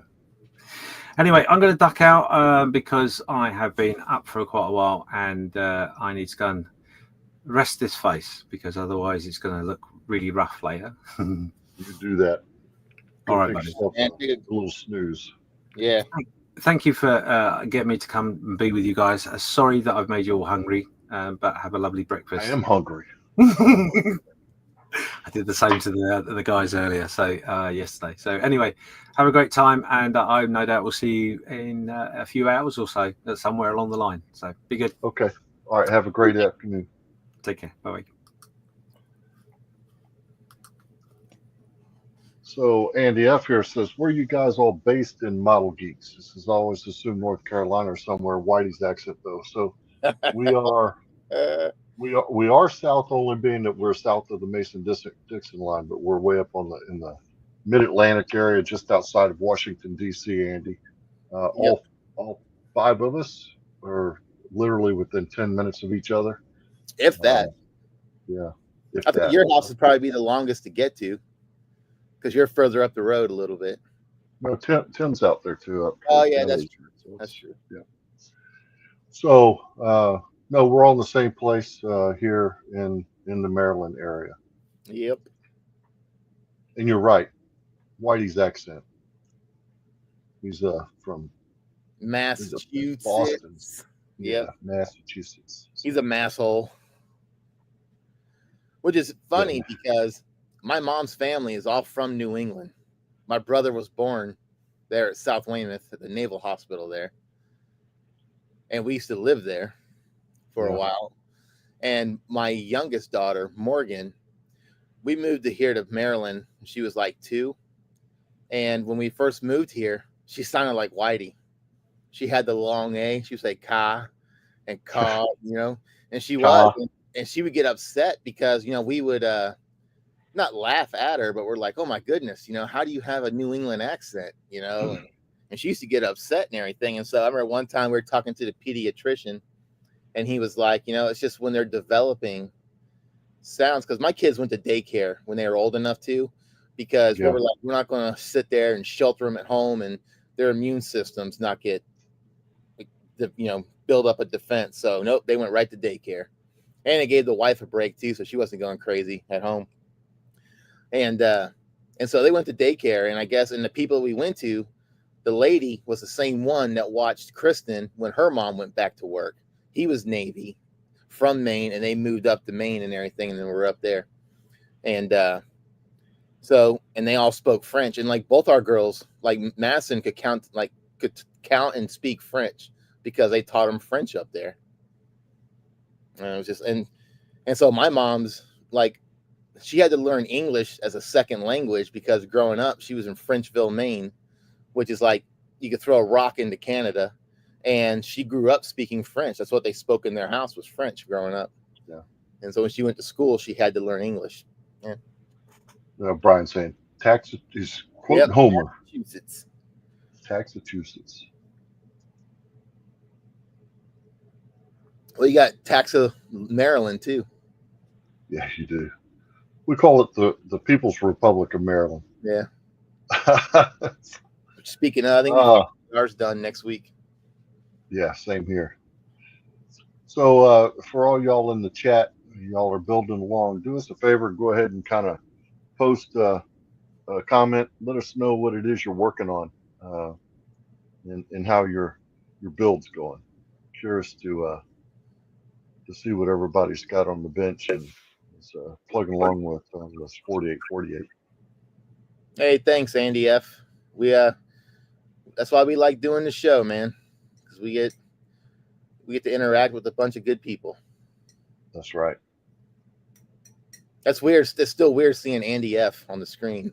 It's like, is that? I was like, it's not me. And old Joe Porsche just joined. Good morning, Joe. He did. The man, the myth, the legend. Morning, Joe. Yeah, Joe's just getting up. It's what? 7 o'clock there? Yeah. Pretty early out in the Vegas area, I gotta grab a light gray. Grab that. Andy says he's pretty crap at U.S. accents. Know the Mayor Quimble well.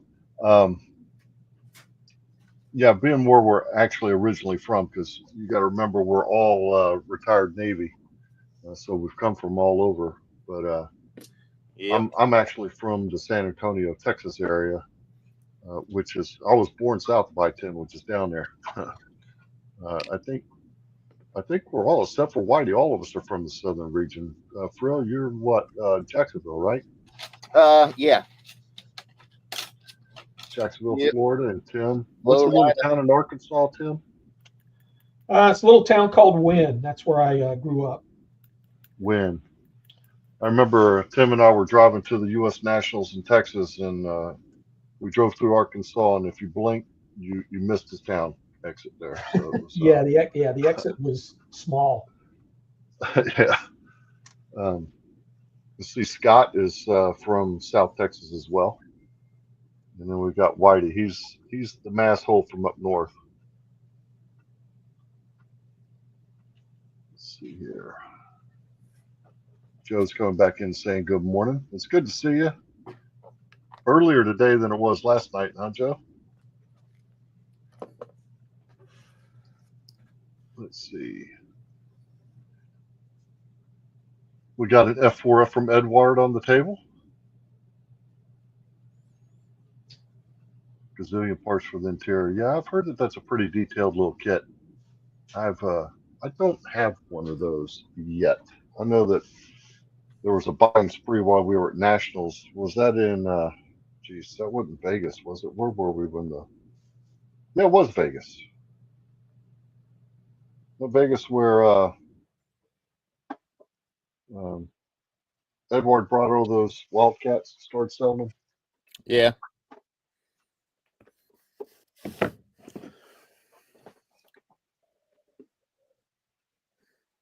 Let's see here. Brian's got a YF-19 from Cross Plus by Haskell up there. Slinging some primer. You go, Brian.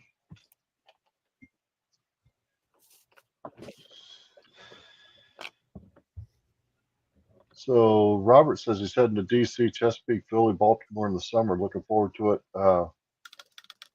Yeah, that's pretty much the region that we're in. If you're in any one of those spots there, Robert, you're within at most, I don't know, 3 hours from us. So Yeah. pretty close.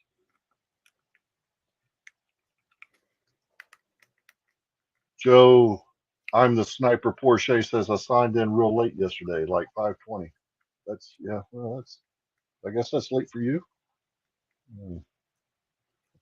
That was pretty early on this side for me.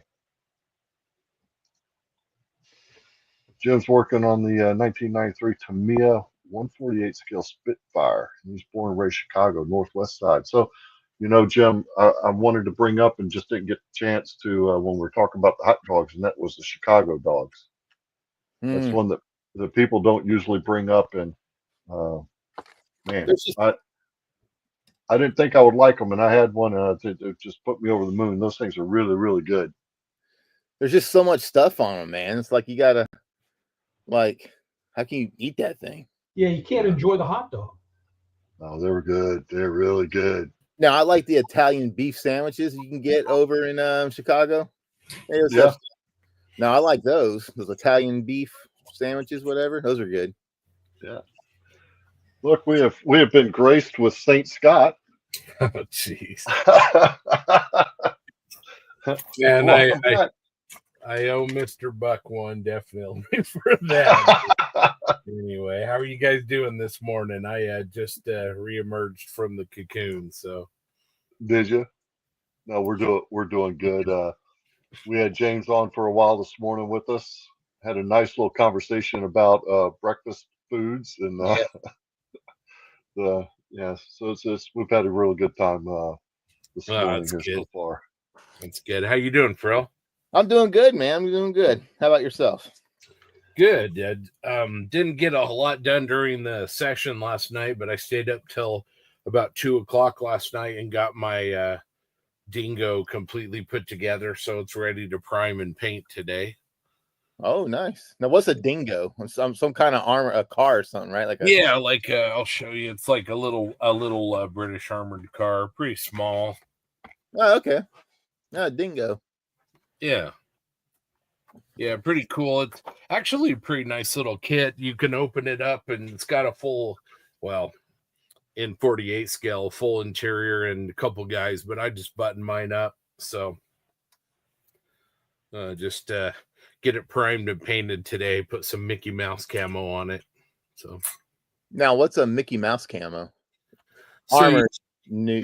For British and Commonwealth subjects, it's usually applied to wheeled vehicles, sometimes to armor, but it's basically their dark green, which is a little bit different than OD, and then you have these blue black circles and half circles around the edges of the fenders and the lower body usually. So that'd be cool.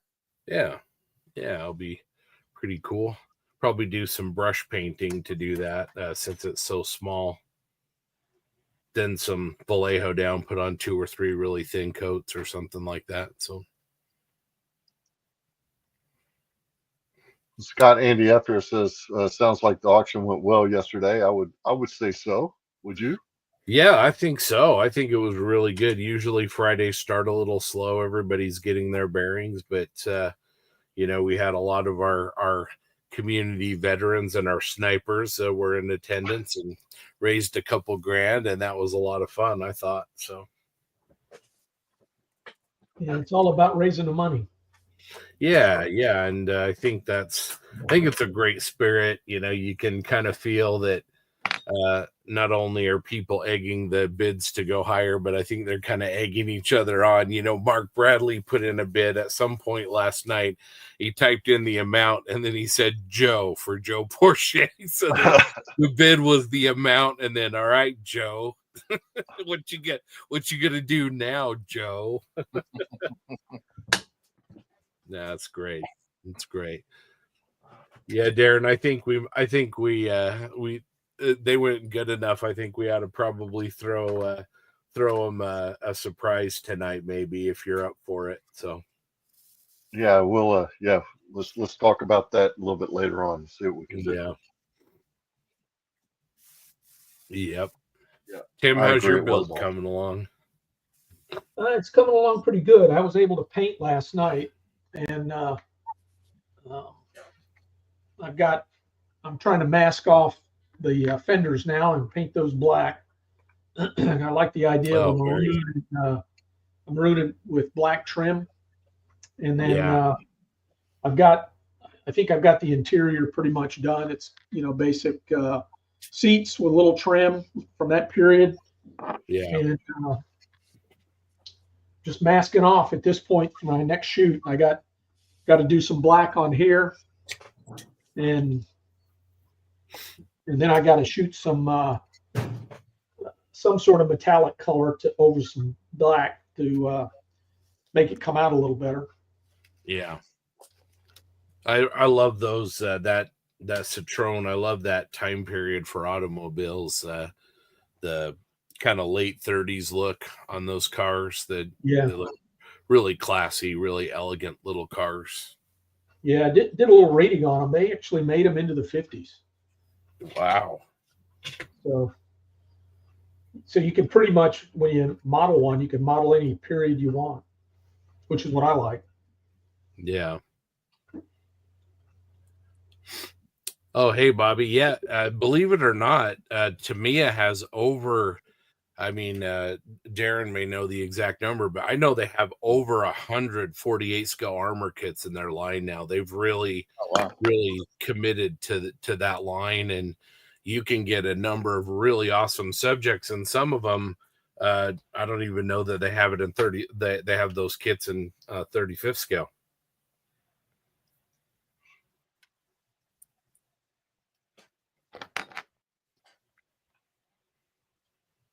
We try, right? It's as Tim said earlier, it's all about the giving, Andy, and that's what we're here for. And we sign up for it each year, and that's here.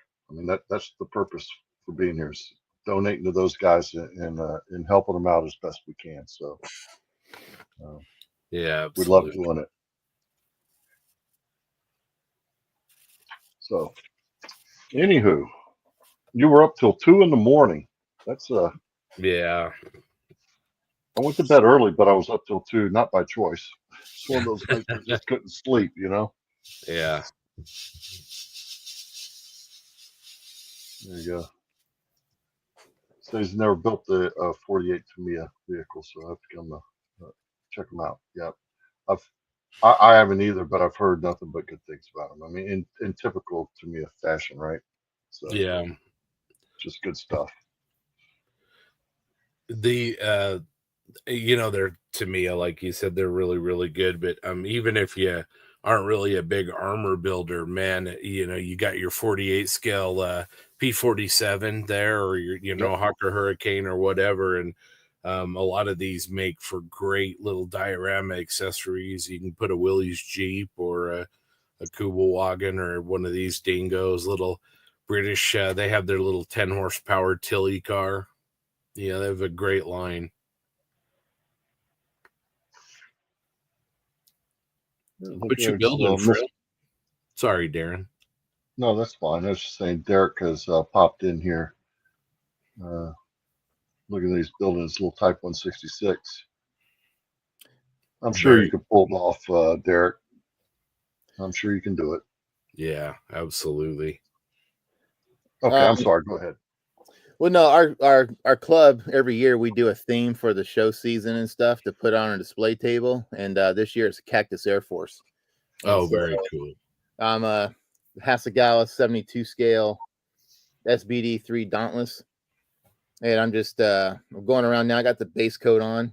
I took Whitey's mix that he had when he did his Wildcat, and I added a little bit more gray to it to kind of bleach out the blue. And so now I'm just going around just fading the control surface because they were fabric, so they're going to be a different sheen from the rest of it. So just going around, going to do some fading and shading on it, and then hopefully get some decals on it so that it should be able to make the Fairfax show next month. That color's sharp. It looks really good. Well, thank you. And I'm still on our March Madness build. I'm doing the 48 scale Eduard boxing of the Vesda LA5 FN.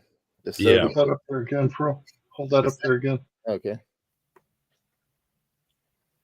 There's like the fuselage side, and then it's kind of interesting because the cockpit stuff, it builds into the center of the wing, and then it has not your typical aircraft fuselage where you put the two halves together. You got to do the sides, each one like one at a time. And but thankfully it fits pretty good, so hopefully it won't give me too many problems. And the cool thing about this thing is there's not a whole lot of panel lines because everything from like here forward was metal and here back was all wood. Yeah. So it's wood. Same with the wing. The only thing that's on the wing is the metal bonding strap that holds the inner and the outer wing part together. Right there. So that's the only metal part on the wing is that strap right there. Oh, wow. And I thought that was kind of cool. I think the control surfaces are fabric covered, like as in a lot of airplanes were at that in that era. But it's showing its age because I guess that's one of Vesda's first kits from like 2003, 2004, somewhere around there. And the engine though, whoa man, that thing, like 3 hours last night trying to go through, get the exhaust, because all the dang exhaust pipes are all individual, and you can see I got them all messed up. And so I was looking at it, and you're not going to see any of these because there's a cover that goes over top of them on the side of the fuselage. So what I may do is just break them off, and then when I get the engine on, I'll slide the exhaust pipes in that way. That way I can line them up and make them, because if you decide to look back and look forward, then you probably see them. So at least they don't look like a freaking nightmare. That looked like pretty good engine in that thing. Oh, it is. And it's kind of cool because it gives you, like, you get the internal structure, right? So in your cockpit, your structure is like a World War I biplane. In the engine, I mean, it would be it fits right in. So. Oh, here, let me bring that up for you here. Sorry about that. Oh, it does fit good, doesn't it? Yeah, it does. I mean, look at my stupid exhaust pipes that are everywhere. But yeah, so it would be a good if you wanted to detail, open up engine panels and stuff. But then I would recommend going the resin engine route though, just because the exhaust pipe, unless you want to spend, half a weekend messing with exhaust pipes, getting them to look right. Yeah. But other than that, it's a pretty decent little kit. Not too shabby. Hey, Frill, we Yes, got sir. Bobby's asking, would you guys mind telling me and anyone watching about our history? Is he doesn't know much about the Model Geeks, and I know you were part of the original group. Could you just give a little bit of history to Bobby and the other folks about it? Well, so how the Model Geek started was probably, I don't know, 13, 15 years ago now, I think. Probably 15 years ago. So before Darren came along, it was me, Scott, and Whitey, up here we were all, pretty good friends. We all built models and everything. And then Scott has Gabe Pacelli and Justin Lentz that are good friends with him that live in Texas that he grew up with and stuff. And I think Gabe and Scott might have been active duty at the same time. And so Scott was like, "Oh, I want to introduce you guys to these guys." And so they introduced, Scott introduced Whitey and I to Justin and Gabe. And I think Justin was the one that came up with the name Model Geeks. And so we just coined the moniker, Model Geeks. And then Whitey, with his creative genius, went and he created the Model Geeks logo that we use today. And so it's just stuck. And so it was kind of funny too, because when this group first formed, we'd be getting, because Gabe and Justin are an hour behind us because they're Central Time, and you'd be getting texts at like 1 o'clock in the morning, which is, it's midnight in their time, so it's not too, it's not that late for them. And just going back and forth, my wife was like, "Your phone's going off again," and I was like, "Well, they're in a different time zone, babe," and so we just kicked it off from there. And we call ourselves the Model Geeks, and it's So Whitey and Thrill and Scott and Tim and myself, we're all part of the same. We're all retired Navy. We all live here in the Pax River area and just south of DC and Maryland, and we're all part of the same model club and have been for, Jesus, Tim, how long's it been? It's 15 at least. It's been longer than that, I believe. Well, the club's been around 25, so 24 years. And 2001, I joined the club in about 2006, I think it was, because when I first got here, there was Doug's. And Doug's. Yeah, I know. And actually, I may have joined earlier than that, and I only remember 2006. But I remember that Jonathan was working there, and I asked him. I said, "Is there a club around here?" And he was like, "Yeah, we meet every Thursday." And I think at the time it was at the library. Yep, in Lexington Park. Yeah, by the fire department. Yeah, yeah, and that's but I think it was a couple more years before I finally showed up, only because work was just a ball buster at the time. Yeah. No, it's the same here. I think it was 2009, I believe, is when I started attending the meetings there at the library. Now, and Tim now, of course, is the president. That's where we get the El Presidente. He's president of the Southern Maryland Scale Modelers. So, anyway, we all have become just good friends, and I think we're in now season 5. So about 4.5 years ago, we actually a little bit longer than that, we had decided we wanted to try and do some sort of podcast, and we were looking at it, and I think COVID is what kicked us into gear at that point. And I think it was On the Bench, and you guys, Scott, Triple P, the Mojo guys, and I think we were right after that. That was we all kind of started right about the same time. Yeah. I think obviously Scale Model Podcast and On the Bench were Scale Model Podcast. Yep. Yeah, they were the first ones, and then podcast came along in the UK called Scale Model Shed.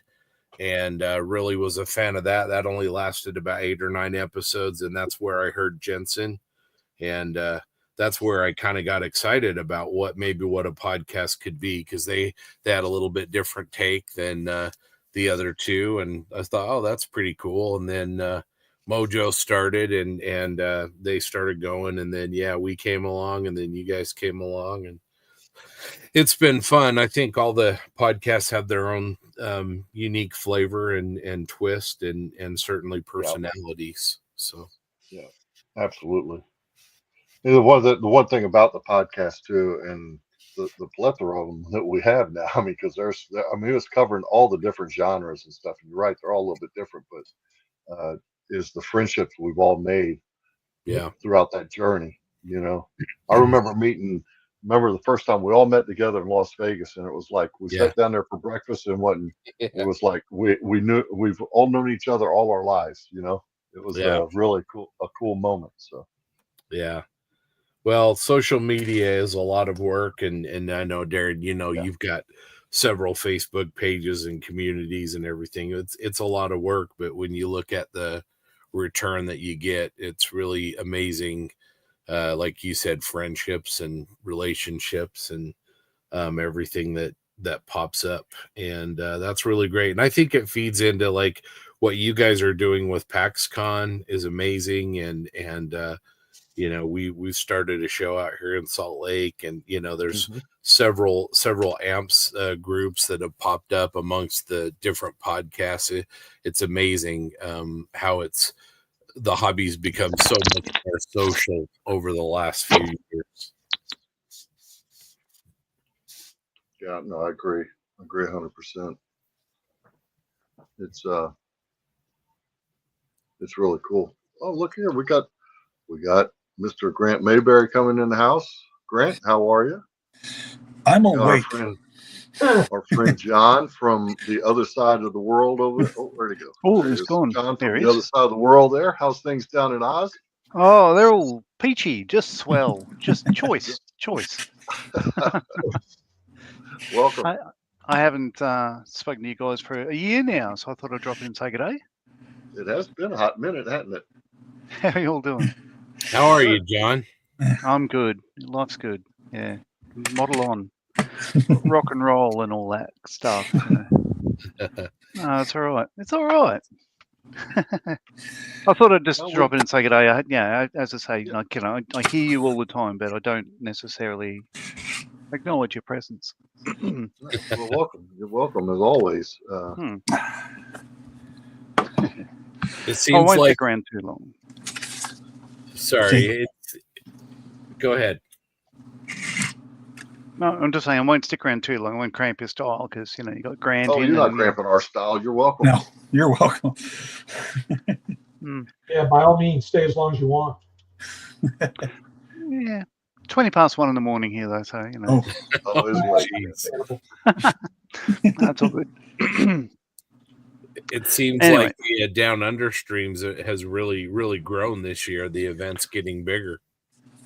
Yeah, we've tried to, well, not push it, but yeah, get as many people involved as we can. There is some reluctance to join in. I don't really understand why, but no, we'll get there because, you know, I probably mentioned before, yeah, one of my dreams or wishes, I guess is more to the point, is to be part of and, you know, hopefully start a version of Models for Heroes in Australia because we don't have one. I think it's all we needed. And interacting with all the guys at Models for Heroes. Oh, here's the thing. So I'm an official Models for Heroes volunteer now. How cool is that? Oh, there we are. Nice. So Nice. paid my subscription. I'm a member of the Grand Other Party, and it's it's hanging out with the guys there and all that sort of stuff. It's very rewarding. I think there's a lot of guys that need this, and you know, actually believe that, you know, it's kept them vertical and all that sort of stuff like that. So anything I could do to help people. Oh, just reading the comment at the bottom there. But yeah, anything I could do to help other people stay with us, I think, you know, is very worthwhile. That's what that's what this is really all about. I know for me, when we were able to meet you, I think on the first one of these we did 3 or 4 years ago, you know, your very personal experience really for me kind of hit home at what Models for Heroes is about and why this is really so important. Yeah, I have to admit, I was in a pretty bad place at the time. Like, so a quick overview for people who are watching this the first time. I was Australian Air Force for about 27 and a bit years. I had back problems due to an injury, taking something off a Hercules in New Zealand many years ago, 2002, in fact. And every so often that would aggravate. I'll go to the doctor, take anti-inflammatories, bit of physio and all that sort of stuff, and I'd just carry on. It got to the point where we're in about 2020, the start of 2020, when COVID happened, actually, that everything went south, and I never got well again. Like, you know, I had terrible sciatic pain, more pain than I've ever been in, except for that time when I squeezed out a baby, but maybe that was just a dream or a nightmare. But yeah, so a few months after that, I had spinal fusion surgery. So screws and rods at L5 S1 level, so the bottom of the just above bottom of the spine, and that fixes sciatic pain, and my mood improved. I was in a bad place because I couldn't walk. I was in tears walking into the hangar at the start of the day, knowing that I'm going to have to spend the whole day trying to soldier on and pretend I'm fine. Anyway, but once that happened, then it became more of a physical thing because I have to dig so deep to get in there and dig out that stuff and replace it with, what I'd call J model Herc stuff, all plastic inserts and all that. And yeah, like it went on for a while, about another year and a half, and yeah, my boss has just called me in one day and just like, get out of here, you're an embarrassment. You're not walking with purpose. You're not performing. Oh, why aren't I performing? Because you're not deploying. Oh, well, you're deploying? No, because you're not performing, and that sort of never-ending cycle. So eventually, it's basically they didn't give me a choice. They kicked me out. I was looking at it from a rehabilitation point of view. They were looking at it as like, we don't have time for this. I was doing F-35s, so there was a sense of urgency to get that off the ground and everything. Well, literally, but they couldn't wait for me to get better, and I'm not right yet. So admittedly, what I should have realized is I wasn't able to continue, and I should have read the signs earlier, but I wanted to keep going because I enjoyed my career, and I just wasn't able to. So when I left, there was that big sort of it was difficult. It really, like I've never had any what I'd call mental stresses or mental health concerns up to that point, but I literally was blindsided by the increase in pain led to a decrease in mood, and I was pretty close to not being here anymore. I'm in a much better place now, and a lot of it is to do with you guys, and certainly Models for Heroes. Family is an absolute certainty, and some good friends and everything else. See, a couple of years ago, you might remember, Scott, I'd be talking about this and I'd be in tears in no time. I'm past that now, but I'm still a bit cranky. I still see people like in uniforms at cafe, like I volunteer at Fighter World and stuff and show people around aircraft. And somebody comes in a uniform, I still want to conk them in the head, but I know they don't deserve it, so I just don't, because they're actually most of them are wonderful people that that take the king's ransom, for want of a better word, and I want to do whatever I can to help them. Well, we appreciate it very much, and as far as the tears go, I thought the fact that you were willing to be real with everybody was a positive thing, certainly not a detriment. It made a difference, and it really, I think, let people know how genuine you were and what kind of pain you were in. But it's been awesome to watch your journey and now see how you're pushing to get something done in Australia. That's very, very inspiring. Yeah. It is, I think, sorely needed. There is a bit of a gap there that obviously hanging around with Models for Heroes, like I know some people that are part of that organization that literally lost foot in Afghanistan, and other ones have these literally debilitating conditions that they find it difficult to function as most people would, and it's all a condition and due to their service, and none of it is made up. And this is a genuine sort of thing where, like, veterans really do need more support than most people say. It's not just veterans, we love them and all that sort of stuff like that. It's just they really do give everything they've got to the point where it breaks them sometimes. I was unique, not unique. Spinal fusion is not unusual, but it sort of is at, say, 52. I still am in pain every so often. I can't. I'm not working yet, so I'm cranking out a lot of plastic models, that's for sure. But it's keeping me vertical. So I love this hobby as much as you guys do, and it's great to be a part of this every year.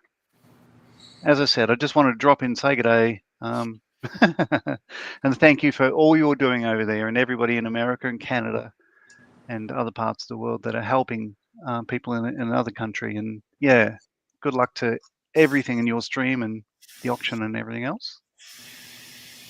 Well, same Great to to see you you, and give we had a lot of participation last night with a lot of your guys from your stream and that community, and great folks, Clayton Ockerby and Ray Davis and all those guys down under that are helping out, and so that's awesome. And I know you guys are doing well, so that's awesome to see, and it just continues to be more and more global, right? Yeah, like every year this gets better and better, and I think yeah, like last year was a great success, and I think all of us were buzzing for days after this. It really sort of brings you back to the bench and gives you more drive to try other things and do other things. But it's almost like a reunion every year. It's like seeing old friends again, and just just seeing people you haven't seen in a while. It's very, very cool. It's a great event. Love it. And thank you, James. I know he's not here. He's probably asleep. I hope he's asleep. That's right. He just popped in. Well, there he is. They're totally scale models there. So we got him for a sec. Anyway, thank you for listening to my quick story. I tried to keep it brief. Everyone knows I can talk underwater with a mouthful of marbles, but yeah, there's all that. But it's truly great for you guys to step up and take part in this weekend, and say good day to the rest of the guys. And oh my God, I'm in trouble now. It's Dad.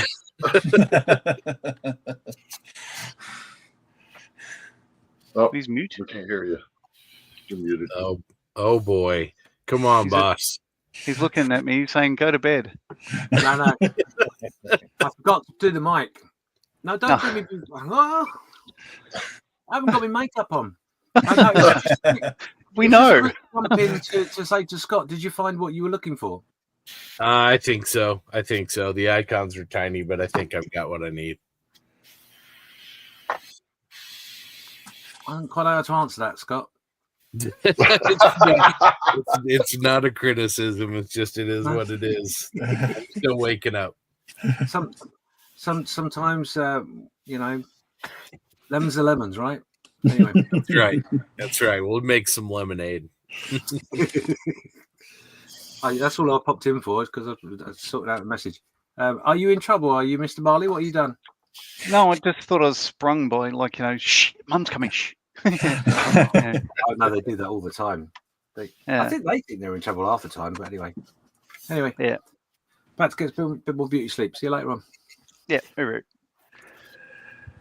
So, yeah, as James goes, yeah, I'm still an avid listener to the Posse. I think it's a fantastic stream, and the Model Geeks is, I've got to say, my particular focus is aircraft modeling and stuff like that. So yeah, I listen to you guys. I think you've got wonderful information to pass on, great stories and stuff. So it's always like, yeah, okay, I'm a fanboy. Look at me, I'm all red. No, I just cut in the lawn today. It's actually like, sunburn, but farmer's tan and all that. Yeah. I'll be fine. It's not 3rd degree. It's fine. All right, I'll shoot through. Enjoy the rest of the stream, gents. It's great to see you again. And good to see you. Hi to everyone in, well, let's call it the other side of the pond. The other pond. You usually talk about the Atlantic. I'm talking about the bigger, wider one. Yeah. But awesome. Thank you, gents. Good to see Thank you, John. Good to see you. Have a good one, John. We'll see you soon. Hey, John. We've had Mr. Lawler pop in here as we were talking. Rick, good to see you. Good morning.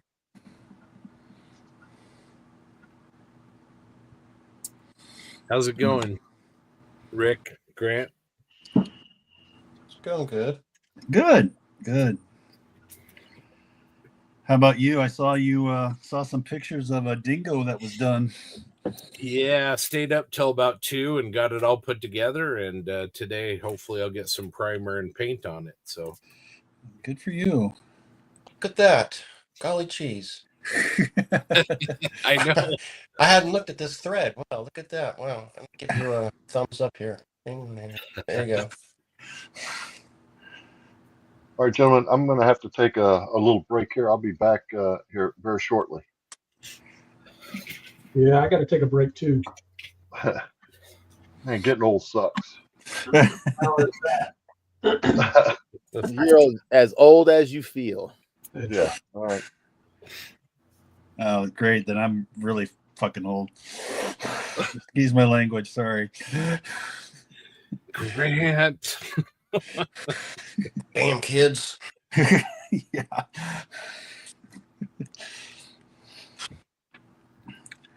So, Rick, how far are you on that M1? I put primer on it just a few minutes ago. Painting up the tracks right now. I'm gonna start assembling the tracks. Put paint on it here in a little bit. And I should be done by noon.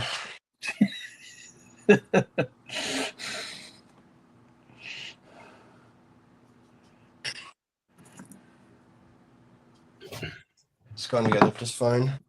Good. I didn't cheat. I didn't work on it after we closed off last night.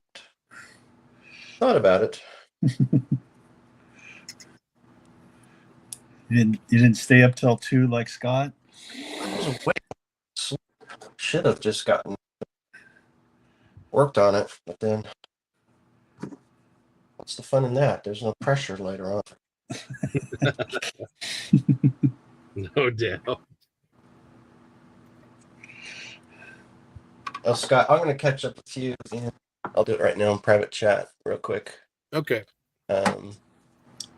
Nothing big for anybody who's listening. Just got to find you. There you go. It's actually both of you guys, you and Grant.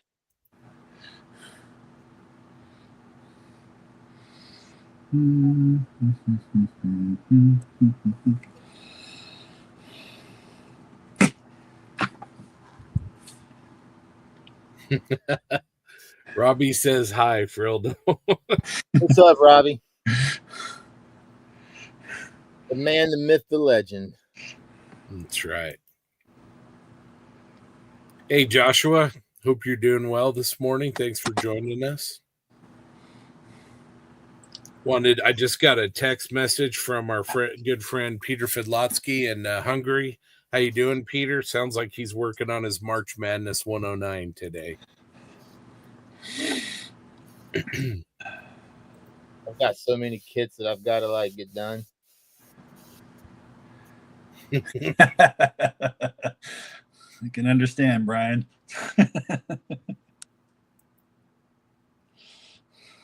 Oh, sorry, guys. Sorry, geeks. Apparently, we've infected you.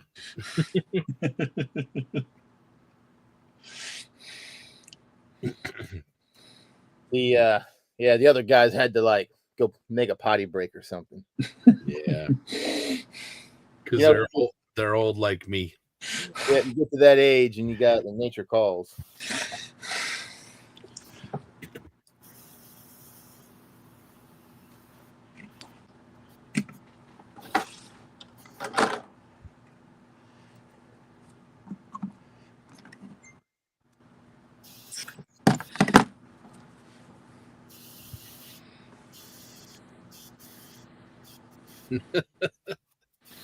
Man, truer words.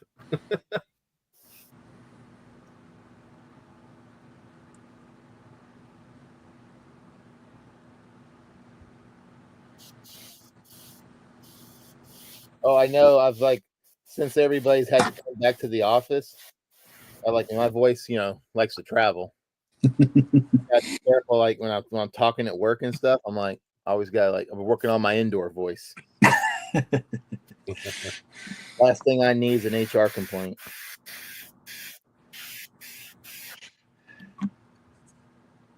Andy Frill said this. I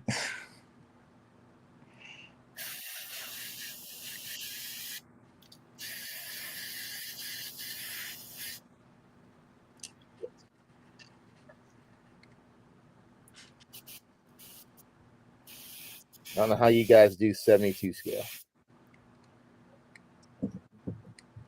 Tim? Oh, he's gone too.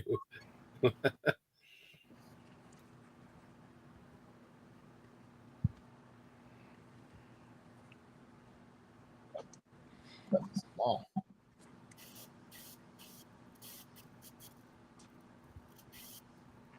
Rick, excuse me. I don't think that's a problem at all. We'll figure it out. Okay, just want to give you a heads up.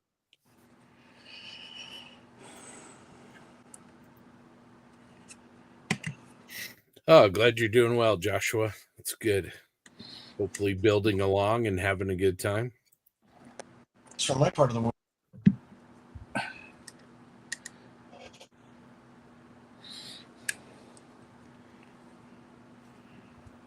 I really like that Bayraktar. That's a cool build. That's a very large drone, bigger than I thought they were. Yeah, they are. How was Drones that? are all the rage. What was that? I said drones are all the rage now. Oh yeah. I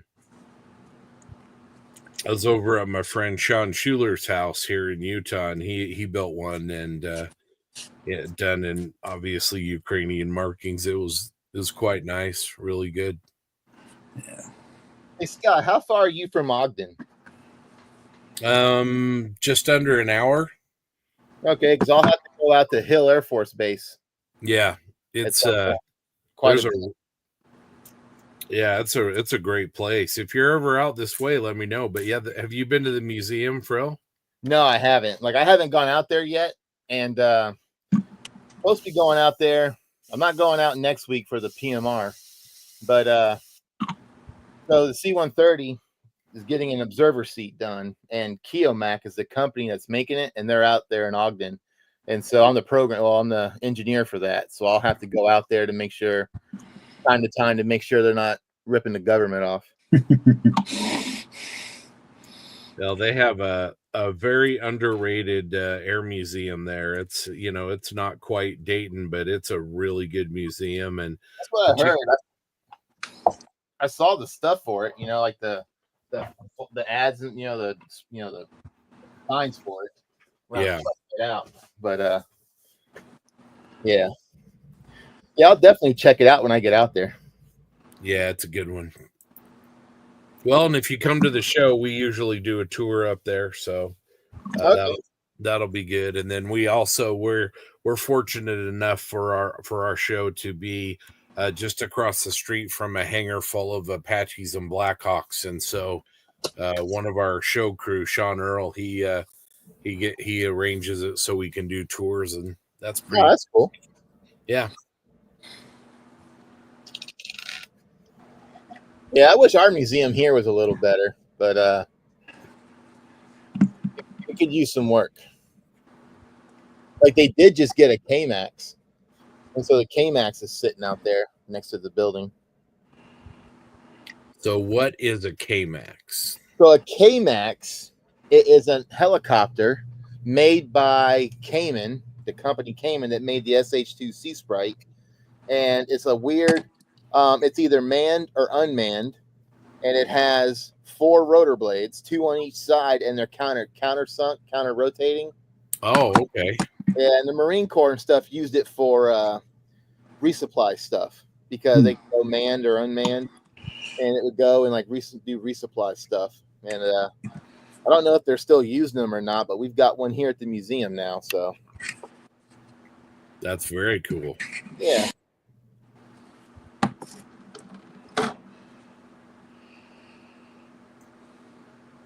I want to go check it out. I have a chance to go over there, and I think it's like $10 to get into the place.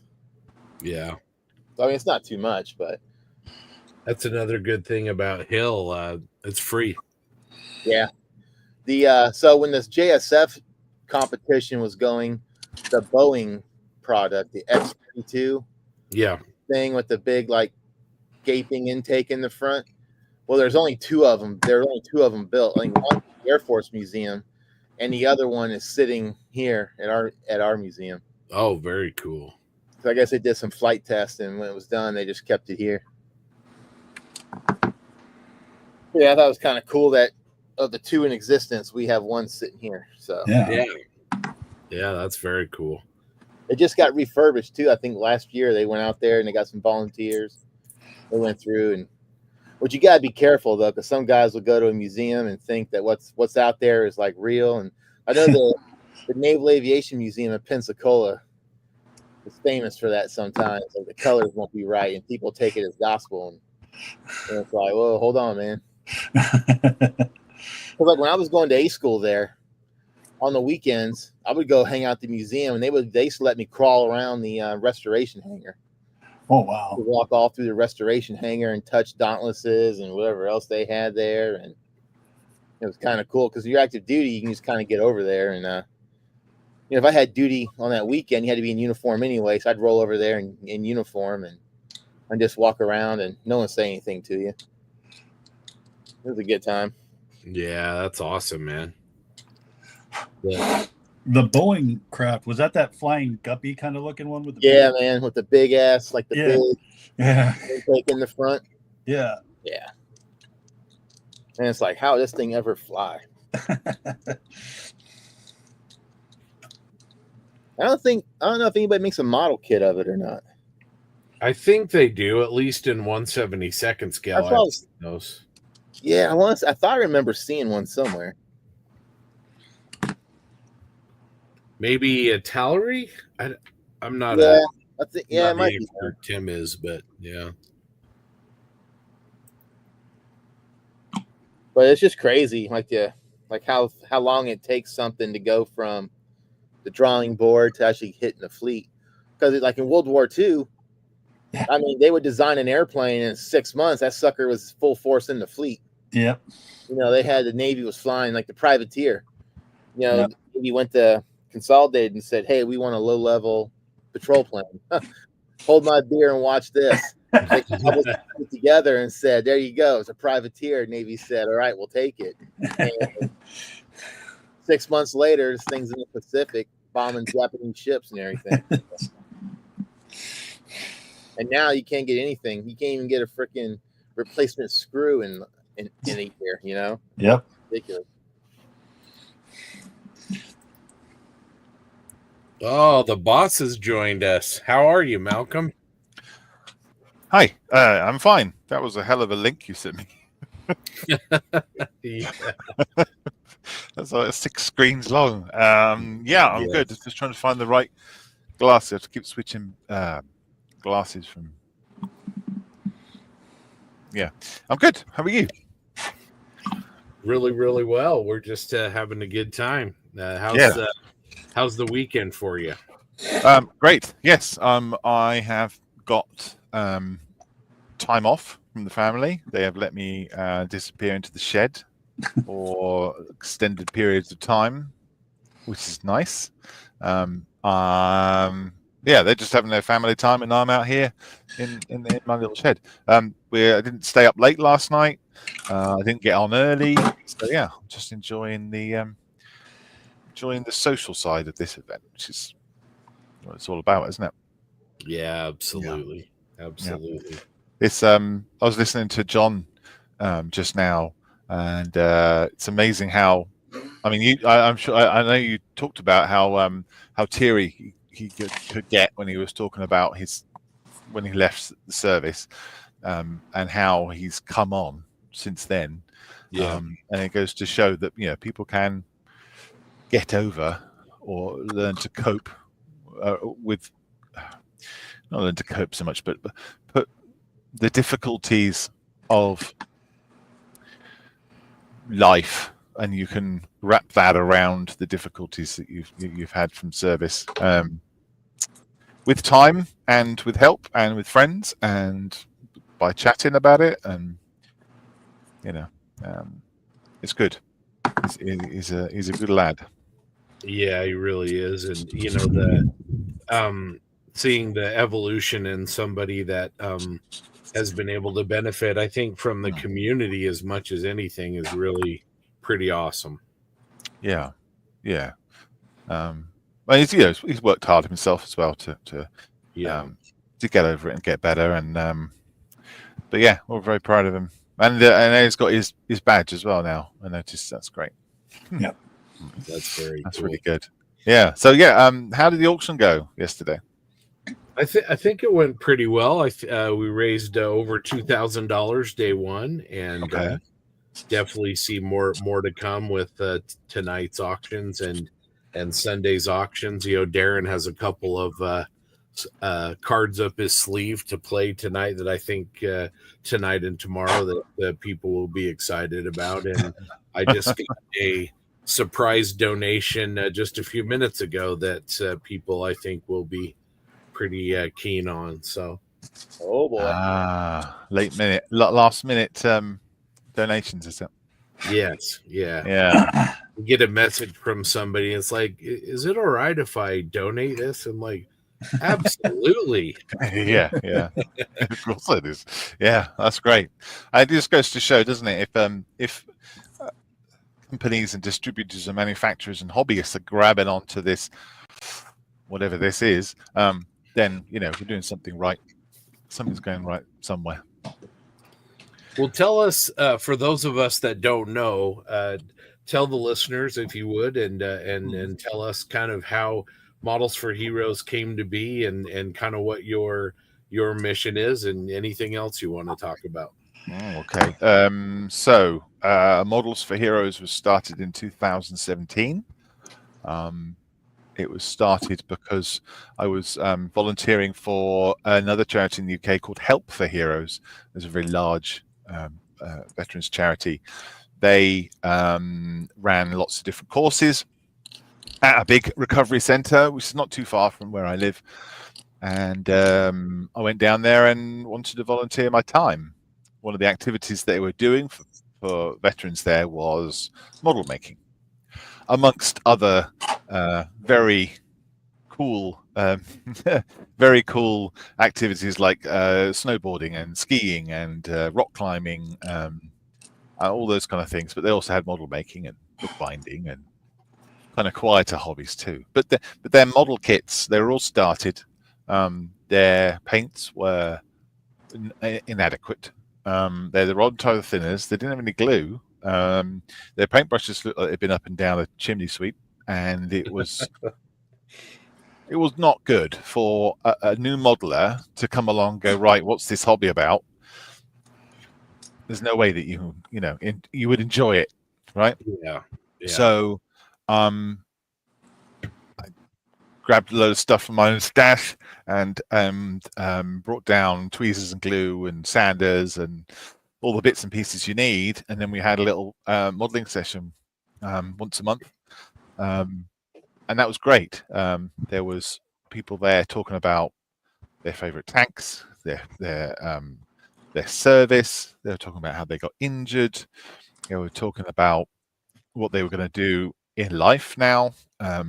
They were recollecting the time when they were 6 and they got one of these model kits under the tree, for Christmas, and how fun it was, and how they used to build stuff with their family, and there was a lot attached to model making, right?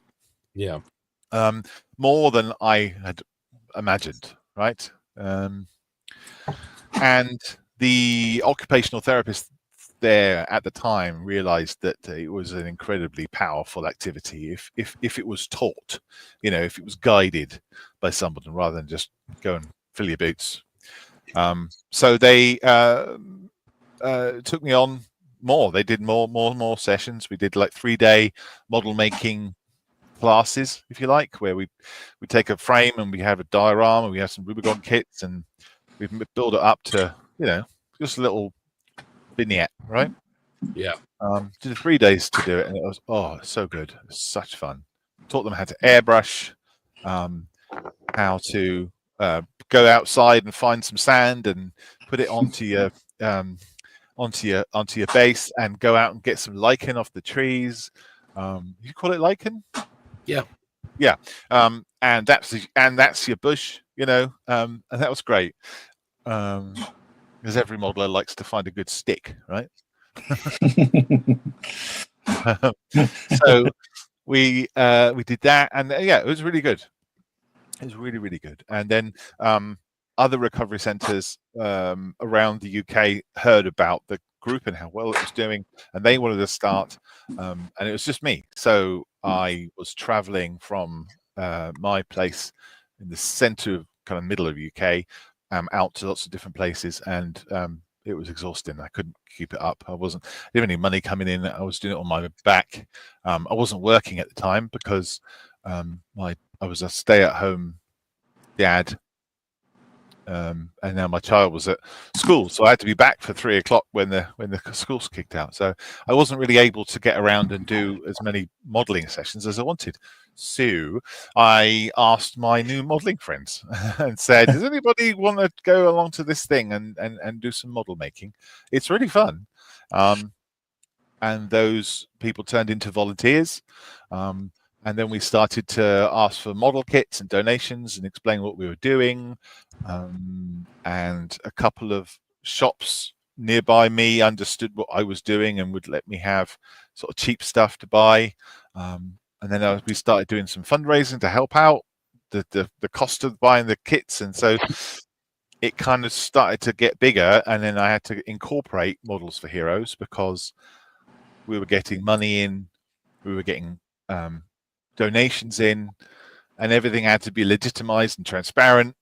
And yeah, it became more about me doing any model making and more about pushing red tape, unfortunately, but that's the way it is. And now we've got, so fast forward to 2025, we've got just over 200 volunteers. I think we hit 202 yesterday. Wow. Across the United Kingdom and Australia, as you saw. We got over 60 modelling sessions that volunteers run themselves, and that includes online modelling sessions. So we have an online modelling session every single day.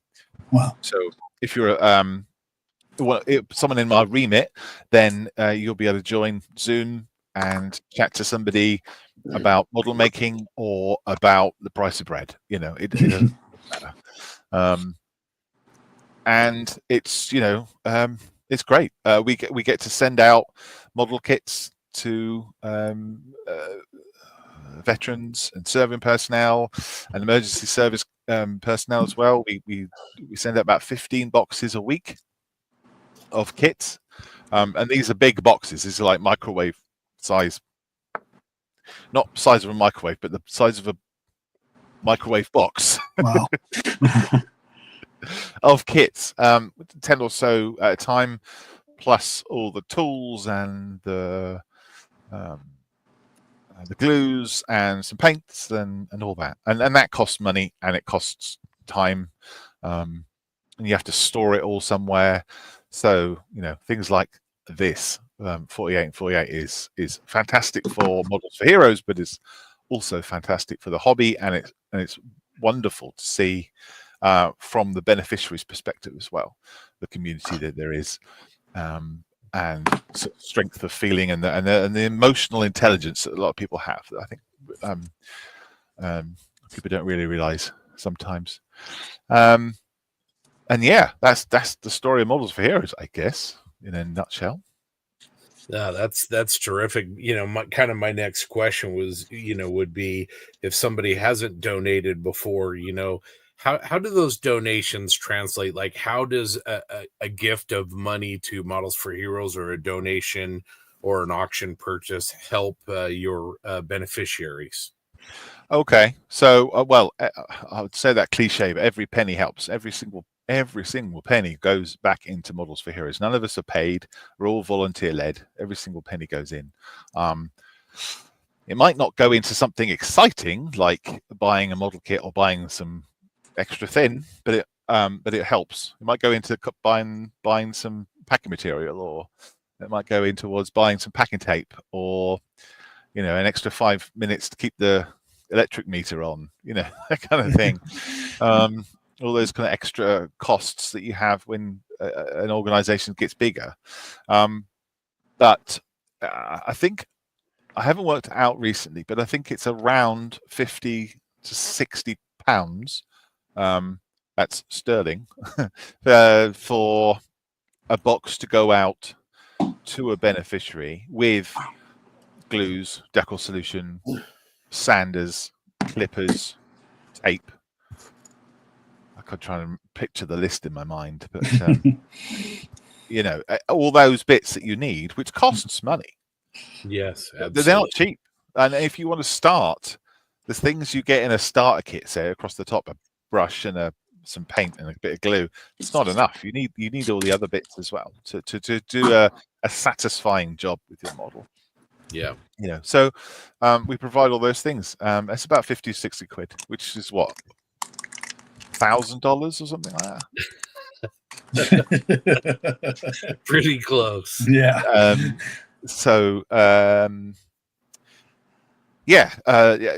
But any money at all, and it just means that we can plan for the future as well, and plan how many beneficiaries we can take and how many new organizations we can start, and we don't have to keep pushing them down the months that we can start, because we've got the funds to be able to help them out, and also as we grow, modeling sessions get busy. There's the one up in Telford that Gary Morris runs, who'd be in Discord. Hello, Gary.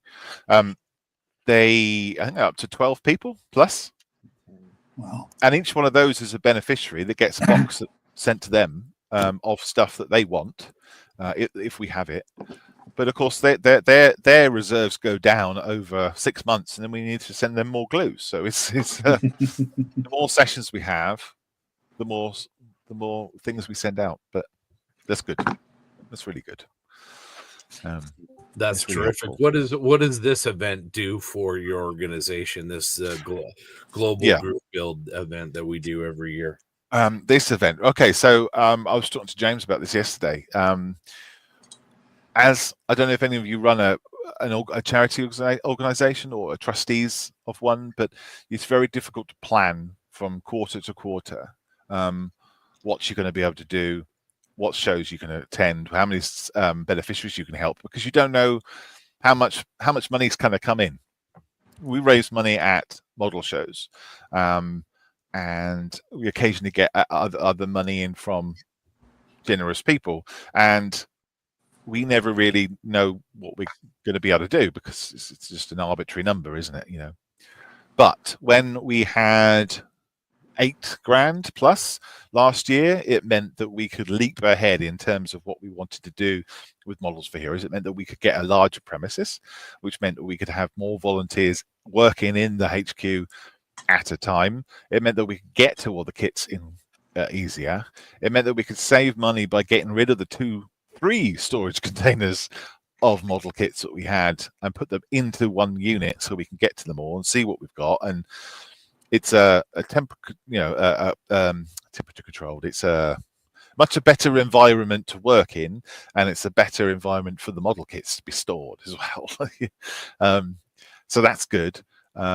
We've got a kettle in there, and we've got a little kitchenette for our hobnobs, and we've got some stairs in there that I hate, but that means that we get up to next level and there's more space for more kits, which is great. And also we can bring beneficiaries in there, we can bring donors in there, and it's a much more kind of agreeable space than we had before, which was the cheapest warehouse money could buy. Now it's a bit more, a bit nicer place to work in. A bit more posh. I'd say it's posh, but it's it feels better to be in there. It's warm, it's bright, it's lovely. It's a nice place to be, and it's a nice place to volunteer as well. And that comes from the 48 and 48.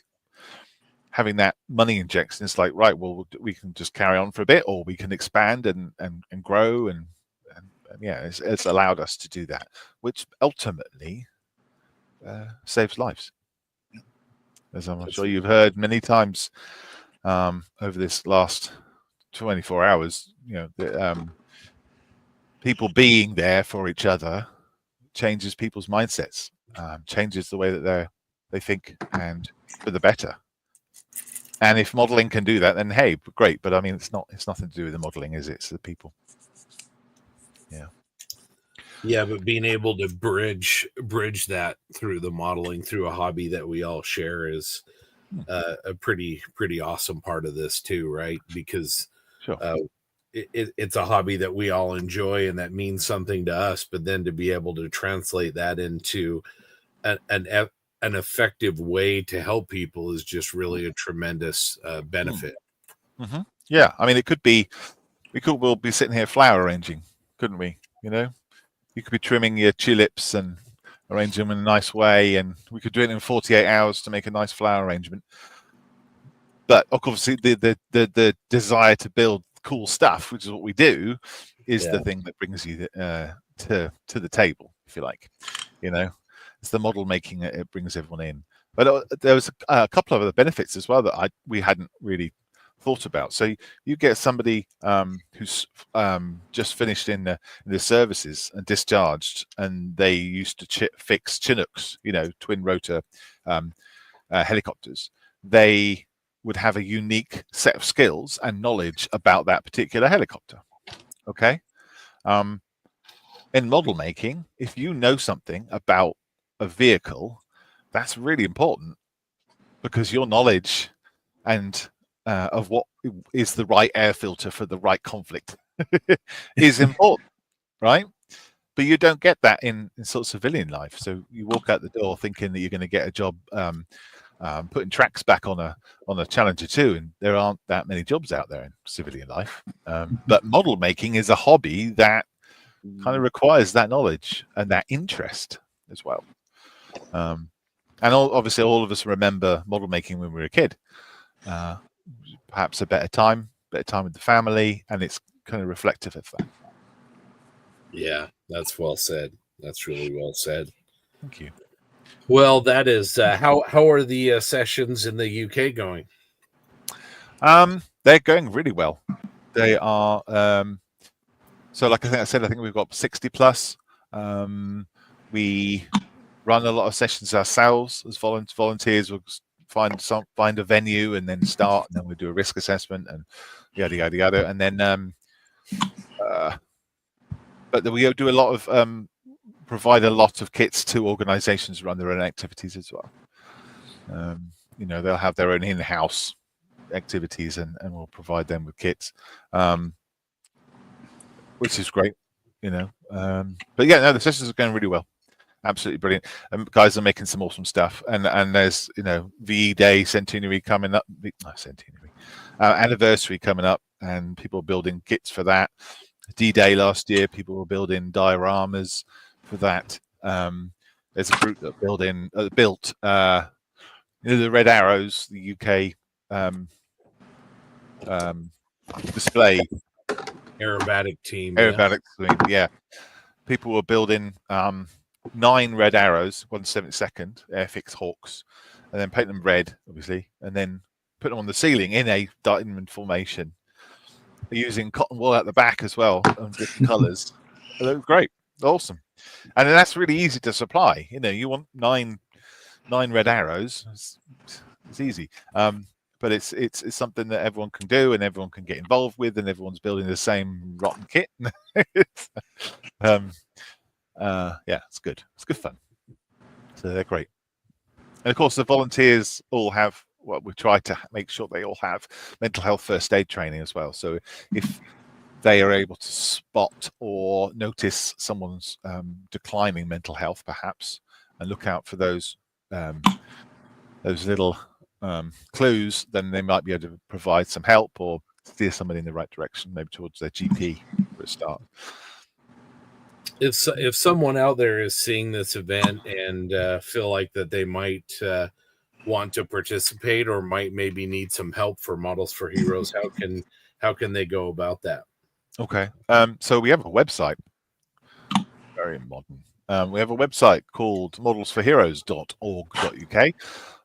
Or if you can't spell heroes, m4h.org.uk will take you to the same place. There's a massive green button in the corner that says donate. There you can find out how to donate your time, money, kits, flying hours from the side of Airfix kits, and how you can help us in the many, many ways there are.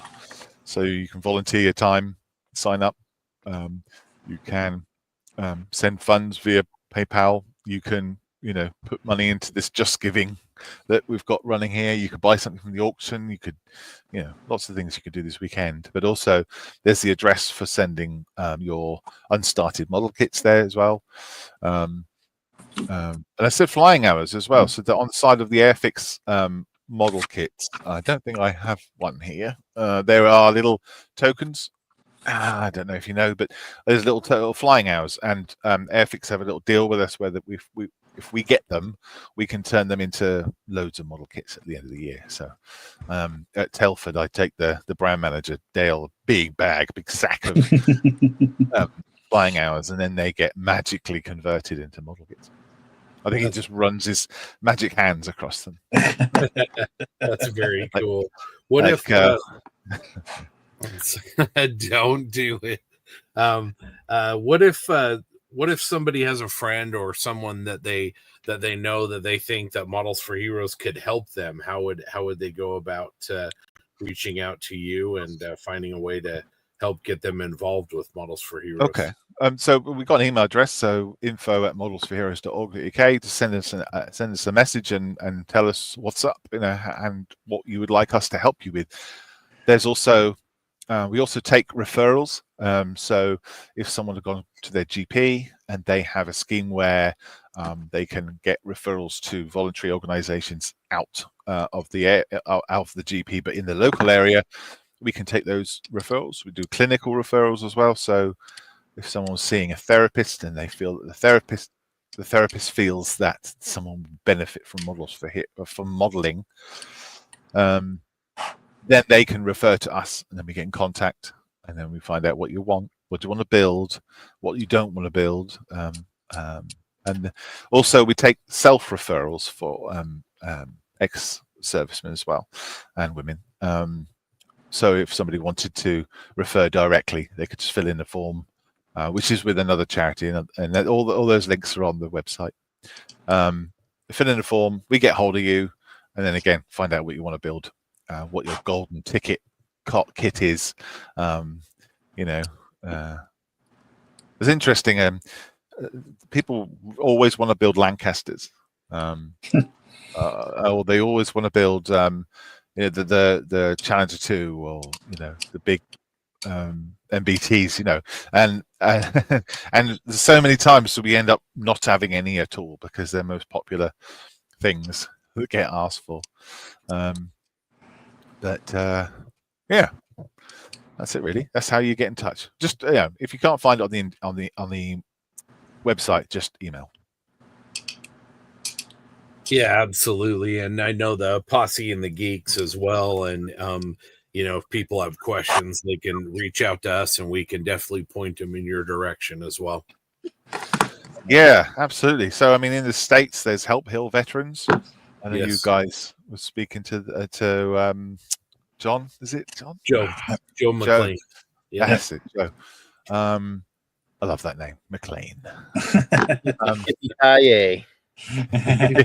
He Help Hill Veterans, very similar kind of organization and ethos, but I know they want model kits as well. They do the same sort of thing, but they do lots of other hobbies as well, but yeah, it's growing. If anyone in America wants to start up a Models for Heroes thing and have the time and the energy, or don't have the time and the energy, like I don't, then give me a shout and I'll give you a hand how to set it up. Well, that's awesome. Well, Malcolm, man, we sure appreciate all of your efforts and what you do, and your team of people and volunteers that help make this a reality for people that really, really need it, like John. Yeah, it's a great example. So, but there's the other thing as well. Models for Heroes don't provide only for people who have challenges. You don't have to be injured, you don't have to be hurt, you don't have to have had a bad time particularly. You just have to have served, right? So you just have to have one day in the service, and if you're willing to give up your health, sacrifice your yourself, and for my family, then that's the thing that we can give back. You know, some time and a silly little hobby that we like. It really is a daft hobby, isn't it? Honestly, what are we doing? What are we doing? There's worse hobbies out there. That's true. That's true, Frill. My wife, like when we first, it was funny because I used to be a big sports card collector, baseball, football cards. And when my wife and I got married, because it was just me. I was obviously a single dude. So I spent my money. I had no debt, no bills, no nothing. And so I would just go buy whatever the heck I wanted to. And then when we got married, she's like, all right, look, you got to pick a hobby, either football cards or model airplanes. She's like, you got to pick one. That was like 2000 when I decided to get serious. And I was like, all right, let's go do models. I've always done models my whole life. And so she always called me like a nerd and a glue sniffer and stuff. And just give me just to bust my balls. But deep down, I know she's glad that I'm in the basement. I'm at my model bench, sniffing. I'm not out far. Or a gentleman's club if those are still around. They're not in our state. Down, she's like, yes, I'm glad he's at home in the basement. Where you should be. Yeah, I think you're right. A happy man is a happy wife as well. She's got her hobbies too and everything, and so like we took one of the rooms in the basement. I finished it in, and that was supposed to be like the office, but that's become her like cricket room. So she's got like 3 crickets, and those things are going constantly. Those things. Like the shirts and stuff that she's made has paid for them like 5 times over by now. Wow. And we're going on a Greek cruise this summer for like 10 days. So all the money, and like when I go on travel, my per diem, we're putting into a separate account. And that's going to be our spending money for our vacation this summer. So everything, because like she tutors as well during the week on the weekends. And so all the money she gets from that gets put into that account. And that way, when we're gallivanting around Greece, I don't have to worry about anything. And I was like, really? Greece? I was like, I've been here, done that. I'm like, I got the souvenirs, I got the t-shirts. I was like, what? But she hadn't been there. And so she's like, yeah, but it's different now. You're going under different, different means. And I was like, I guess so. Yeah. Peacetime. So, yeah. And I'm looking at, because like last night at dinner, where our friends are going with us, they were talking about seeing the Parthenon and the Colosseum, and I like, yawn, yeah. The calzone right next to the Colosseum. The only thing separating between the Colosseum was the road. I was like, been there, done that. Parthenon, I was like, Angels and Demons. I was all over that place. You could just look up where the model shops are in Greece and head there. I was like, I've been to Vatican. It was kind of. I will say this though, I was brought up Catholic, did the whole CCD thing and all that. And it was kind of cool going to Vatican City. And I think there was like, last time I was there was 4 navies, 4 different countries' navies were there. And the Pope did a special blessing or whatever. And to go to it, St. Peter's Square, you had to wear your dress uniform. Yeah. And so it was kind of, so a couple of buddies of mine, hey man, let's go check it out, because it's kind of a cool thing to be a part of. And so it was cool. I've been inside the Sistine Chapel. I checked out, Michelangelo's paintings on the ceiling and stuff. And it's kind of cool to kind of see that stuff that you don't see about in books or in movies, So, but yeah, it's a good time. I'm looking forward to it. It's gonna be nice to get away and just take a couple of little kits with you, or you're not allowed. We're going on a cruise, so we're flying over. We're picking up a cruise ship, so I'm basically like doing a med cruise again. And I'm like, been here, done that too. Sounds awful. Sounds absolutely terrible. I think the wife. How are you gonna cope? I like a couple model kits with me. But we're going back to Pompeii because Pompeii was really cool, and so we're just going to do some cool stuff. Yeah, great. Our kids were like, "Oh, are we going?" And we're like, "No, this is you guys are in college, graduated college, doing your thing." It's like, no, this is us now. The look on her face was like, "What? We're not going?" Like, no, you're not. This is the next chapter of Mom and Dad's life. Yeah, it's my dad back in the 50s when he was on destroyers, he did the Vatican and they got the private visit with the Pope and all that kind of stuff. That was Cool. he said that was one of the greatest things he ever did. So that's interesting. Yeah, it was really neat. And the Pope was out there doing his thing. Yeah. We couldn't get close to him, but Yeah. My dad, yeah, they got their whole ship got a picture with them. no, that's So, cool. Yeah, the crew that was there. So I got a picture somewhere. It was me and an Italian sailor, and we swapped covers. oh yeah. So I had his little freaking old school, like what our Navy ones used to be, like back in the 1800s. Yeah. That's what they still wear. And then he had on my Dixie cup. So it was kinda Yeah. We used to do that at Oktoberfest. They would do like a service one where all the service members from different armies and stuff like that would change uniform parts. So you get berets and all these other things from other countries. That was the funnest part of it. I think I'm gonna go ahead and drop a sea story. Okay. We're all adults here, veterans and like. And so I was on the John F. Kennedy. And the thing with the John F. Kennedy is I got put on this deployment on 2 days' notice. I was on a 4-day leave because I was out debt, kind of like a squadron. I was anytime VS-30 went out on deployment, I went out with them. And so back at home on home cycle, I would be at the AIMD, the Aircraft Training and Maintenance Department. And whenever VS-30 would go or Air Wing 7, I would go and deploy on the ship, whatever. So I go there and I'm in the shop, and I was a CDI for the entire shop, meaning that I could inspect and final approve all the gear that we send out back to supply. So the LPO is a real prick. I had one first class on nights who was retiring in like 3 weeks. This dude at like 7 o'clock would make a full pot of coffee in those old Navy stainless steel coffee mugs, the 2-burner. Yep. And I didn't drink coffee at the time, so I would smell it at like 5 a.m, whatever. Like, oh man. And so the LPO come in and he started bitching at me one time about why is this coffee pot not cleaned and all this. And he's like, you'll make sure these coffee pots are clean and I'll have clean, fresh coffee when I come in the morning. And I was like, excuse me? If you can ask me, would you mind this? Oh yeah, got it, man. Yep. I know what he's doing. I'll take care of it. Not a problem.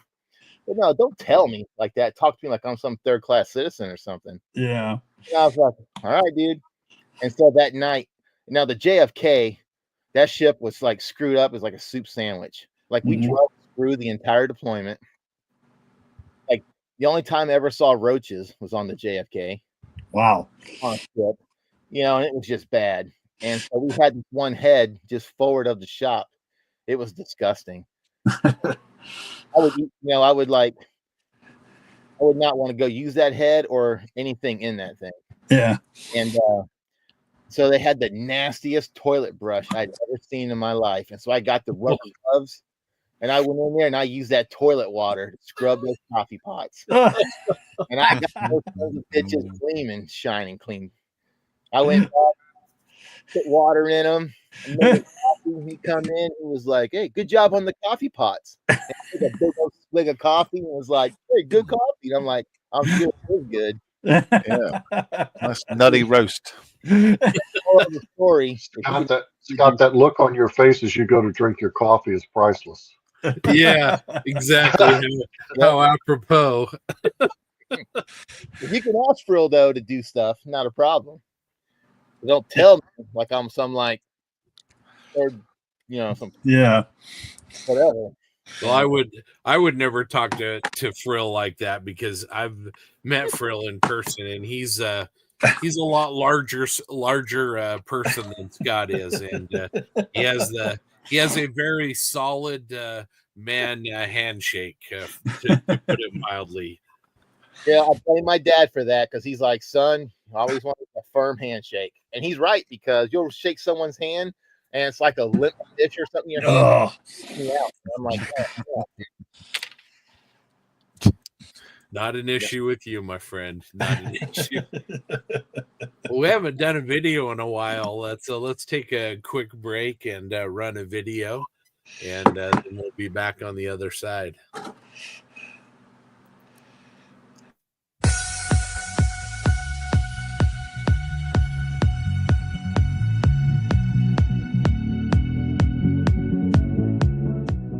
Good day, everyone. Today we're going to be making a small diorama base using 8mm carving foam. Now this is an ideal medium for which to carve all sorts of different types of textures, whether that be stones or bricks, or in this case we're going to be making a cobblestone street.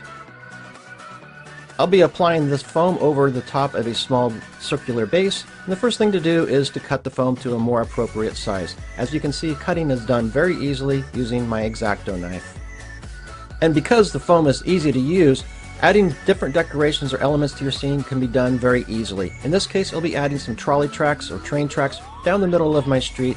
The tracks themselves made from styrene, and then I'll just cut appropriate widths and lengths of the foam and add around it to build up the street level. Now with everything laid and glued in place, just flip this over and I can use the base as a template to cut out the general shape of my base.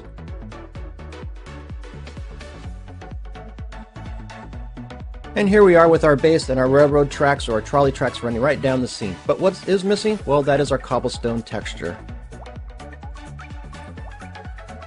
Before I start adding the cobblestones, I'll give myself some guidelines here. This is done using a straight edge and a pencil, simply a few marks here and there in order to keep the alignment of my cobblestones nice and straight.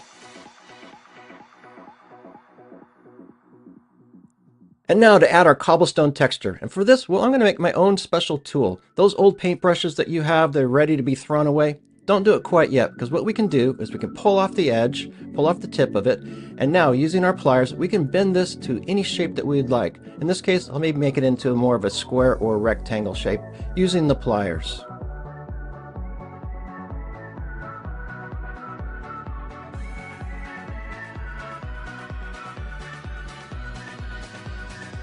And now that I have my shape in hand, now it's as simple as stamping the texture onto the base. Once again, this type of carving foam is nice and soft, and so it imprints very easily.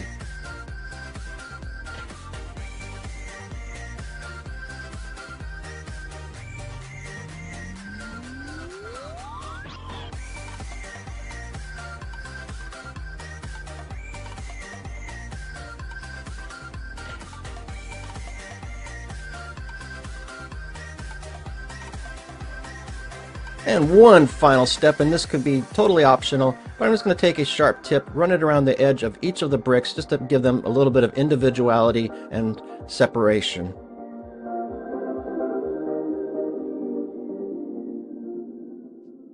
One of the characteristics of this type of foam is that it's very soft and easy to use.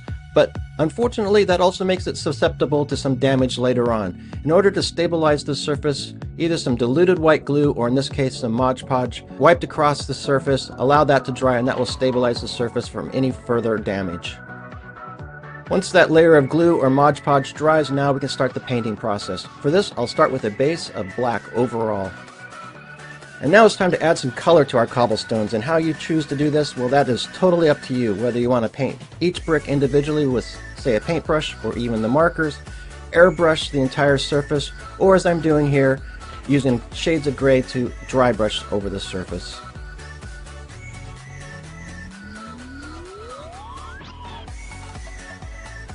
Now that those cobblestones have their color, well, now it's time to add some richness and weathering to the finish. And for this, I'll be using enamel products. First off, a wash overall. I'll be using dark brown wash for this. Again, you can change the color depending on the type of scene that you wish to portray.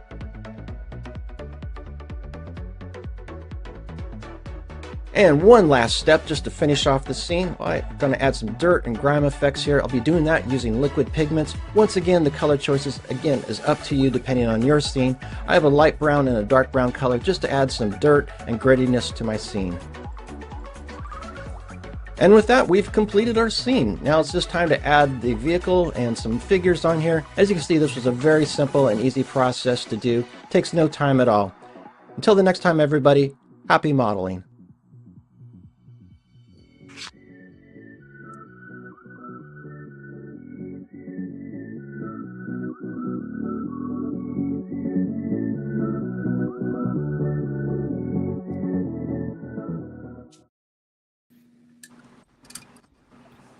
It was way too early for that. This was a good tip video. Come on. Who's man. that guy? Who was that guy? Should be in bed. Well, welcome Bruce and Jeremy to the feed. Thank you, sir. Good morning. Thank you. Yeah, good to see you guys. Good to see you too. How are you doing, Darren? Oh, sorry. No, go ahead. I was going to ask Darren how he's doing. We haven't talked in a while. Yeah, doing all right, man. Just life getting in the way of things. Oh, I hear you, dude. I hear you. Everything's good. Sometimes you got to take a pause, you know. Yeah, for sure. I think everything's good. I get you. And everybody else is doing well? Yeah, Doing well. Yeah, very good. Nice.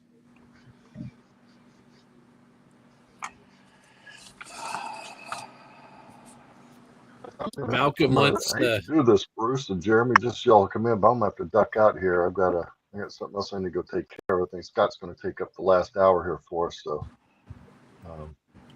hopefully I'll see you guys back this afternoon. Yeah, definitely. We'll see you online in a little bit, and appreciate you jumping in this morning. The Eastern time, Mountain time was working against me this morning.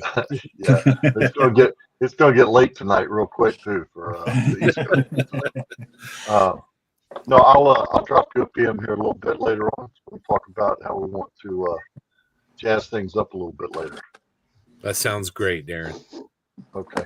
See you, Darren. Well, have a great one. We'll see you on the other end. See you, Darren. See you, Darren.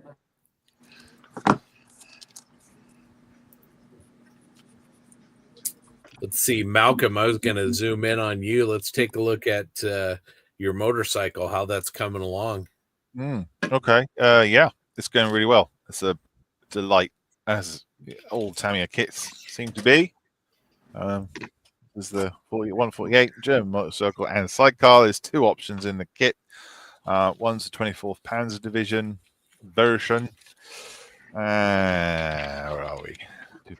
Yeah, one's the 24th Panzer Division with the Eastern Front, and one is the 5th Parachute Regiment. Now I've got a thing about doing the kit as it appears on the front, because I like to have that. You know, I bought that because I like the picture. You know, so I want to make it like that. So this is the Panzer Division one I'm going for. And it's much easier because it shows you how you might want to weather it. It shows you some color, you know, that kind of thing. So this is what I'm going to go for. Try and recreate it on there.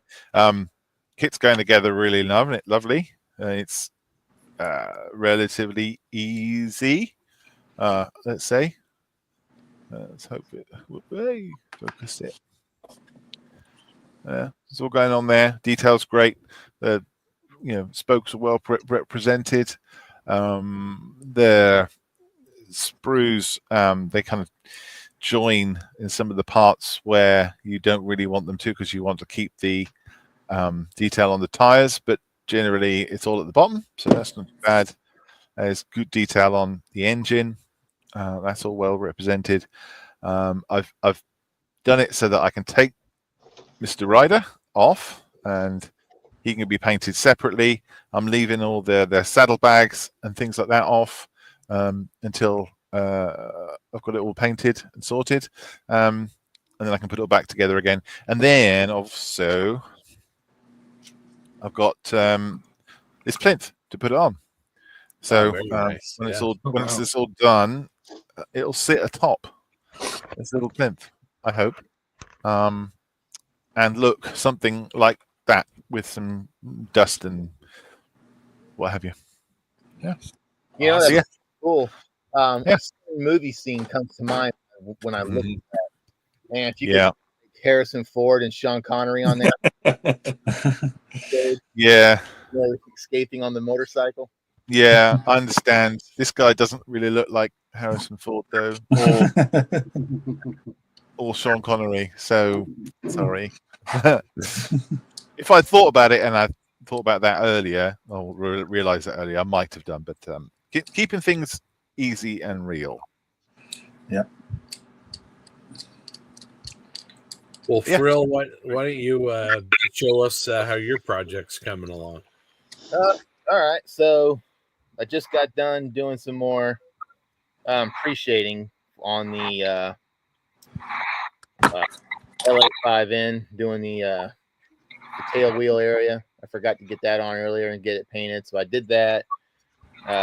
Cockpit's pretty much ready. I just went around and did some more smaller pieces. I forgot to do the seat, so I basted it with some Mr. Surfacer 1500 black before I shoot the gray. And I think it looks really good, and then I dry brush it.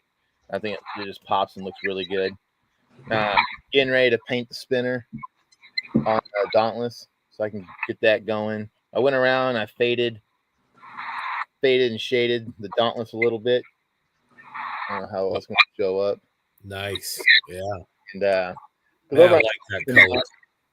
well, thanks. I know Guadalcanal things probably faded pretty good being out in the sun all day. So, and I shot the engine black, which I'm not too worried about because you're not going to see anything but the exhaust pipes. And like I said earlier, I'll probably just cut those off and then just glue them in line toward the end of it. So that way you're not going to see anything, because at the front, the cowling is so small and it's like a 109. It gives you like this fan or something that goes behind the prop, and it obscures pretty much the entire engine.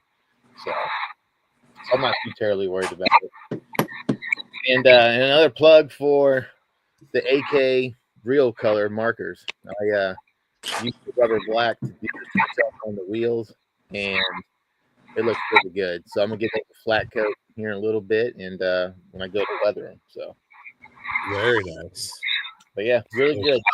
I like the rubber black. It's my favorite so far. Excellent. 2 projects. I'm actually using rubber black right now myself. Very nice. Well, Rick, show us how the Abrams is coming along. Watch this. I bet I can change cameras. Hang on here. Go. Did that work? No. No, I don't think so. Let's try it one more time.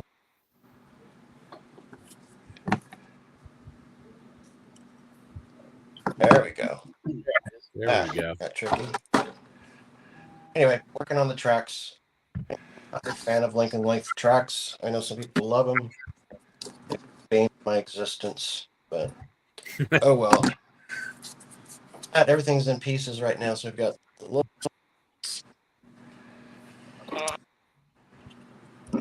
Got a little bit of primer on this stuff this morning, so turret. This goes up here.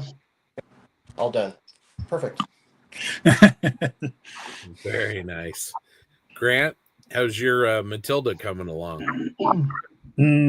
Just finishing the turret now. The body's done. Did some casting on the front end of it. Gonna do some casting on the turret. Tracks were Lincoln length. I didn't use the top part of the tracks because they're hidden by the skirts, so I just didn't want to mess with it. So I just basically didn't use the top of the tracks. So that made it a little bit easier, and should be getting in paint here in the next hour or so. Oh, very nice. All right, Bruce, let's see what you're working on for the weekend and how you're coming along. So I'm working on, make sure it's right side up, Tamiya's T55.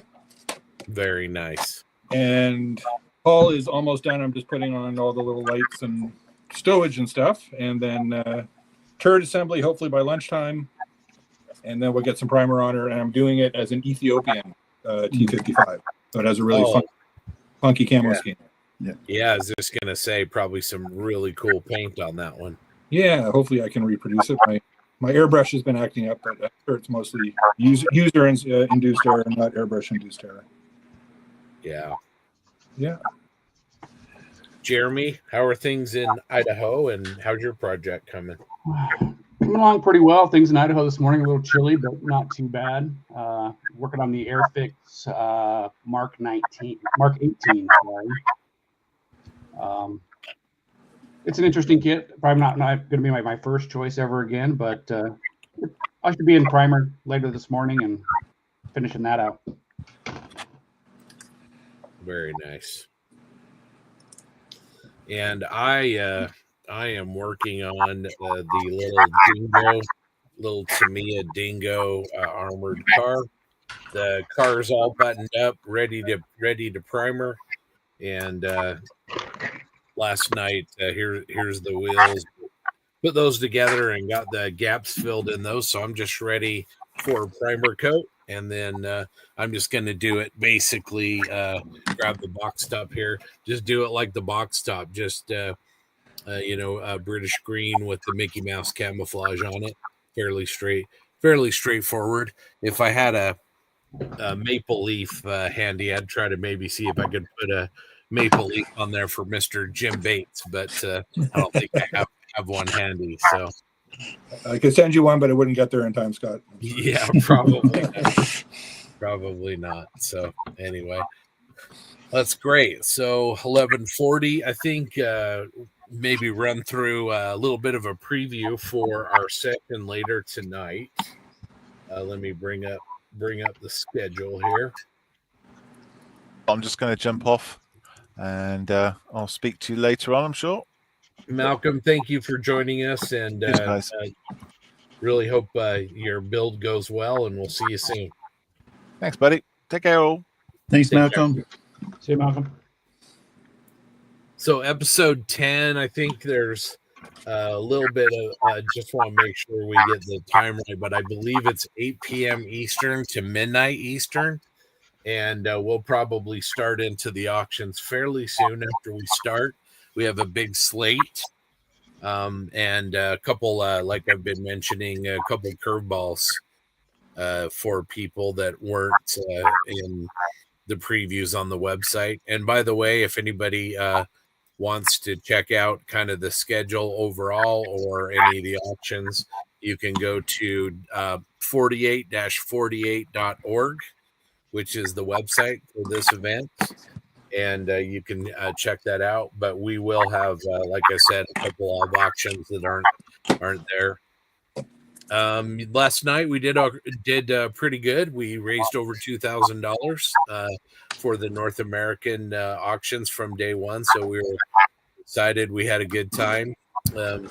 Everything was relatively tame. Nobody got too many threats thrown at them yet. So things might heat up tonight and tomorrow. But all in the spirit of fun. So anyway, first item we're going to have tonight is the brand new Tamiya Panzer One. I've built this kit. I can absolutely say this is a great kit. Whoever wins this one, we're going to enjoy this build. The link and length, the tracks in it are outstanding. We've got a 148 scale F-35C, which is a really, really great kit. Justin Lentz built one for Tamiya and the Posse here recently, and he really enjoyed that build, and that's a really nice aircraft kit. We've got a Value Gear 135th scale resin quad pack donated by Darren's twin brother, Steve Munsell from Value Gear. He's a great guy, and man, you'll get a lot of resin for that. That's a lot of fun. The auction last night, we did a 148 scale value pack, and that one went for a pretty good amount of money, so that was great. Furball Aero Designs, which is make some incredible sheets. They've got this A7 sheet that has 21 different aircraft, including Frill. Last night we talked about, but that fifth one down on the left, that multicolored camo bird, is really cool. It is. VA-22 did like an experimental camouflage scheme for Operation Praying Mantis, I believe is what it was that they did that for.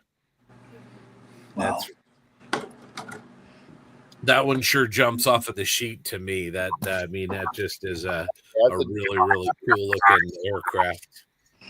So that'll be on board there. Again, Furball does amazing research, and they're printed by Cartograph. Just really great quality sheets. Back to Tamiya, and we have an FM1 Martlet Mark V. So that's really cool. That's a really nice little kit. Hypersonic models. Last night we did a conversion for the nose strut on an FJ Fury. I believe this one is a drop-in replacement for the regular kit nose strut. Yep. For the FJ Fury. That looks really, really nice. We've got another value gear value pack, this time in 1/72nd scale. So El Presidente probably like this one, but all the resin you can eat there in 1/72nd scale. We've got a book that was donated by our good friend Chris Sieber, Luftram 72. This is his book on super detailing the F-14 Tomcat. If you're an aircraft modeler and you have not seen this book, you need to get it. It's beautiful. The Japanese publisher. There's also some of Chris's other work in this book, but I've got this one, and it is an absolute gorgeous text. You'll really like this one. And if we do well on that, he's offered to autograph it and personalize that as well. So thanks to Chris for that, and all of our partners on these auctions. Our good friends Tankcraft have donated a lot of a mat of your choice and also the aluminum glue base. This glue base is the best. I mean, aircraft aluminum that's machined. It's quite heavy. It's got a rubber pad. It's not going to move around on you. And your choice of mat includes the brand new Tiger One mat. It's two-sided. So you've got a gray side and a yellow tan side. And that's a really, really nice auction. We've got another Furball Aero designs for the 487th Fighter Squadron. The blue nose P-51s look like you've got options for 20 different aircraft across P-51Bs and Ds.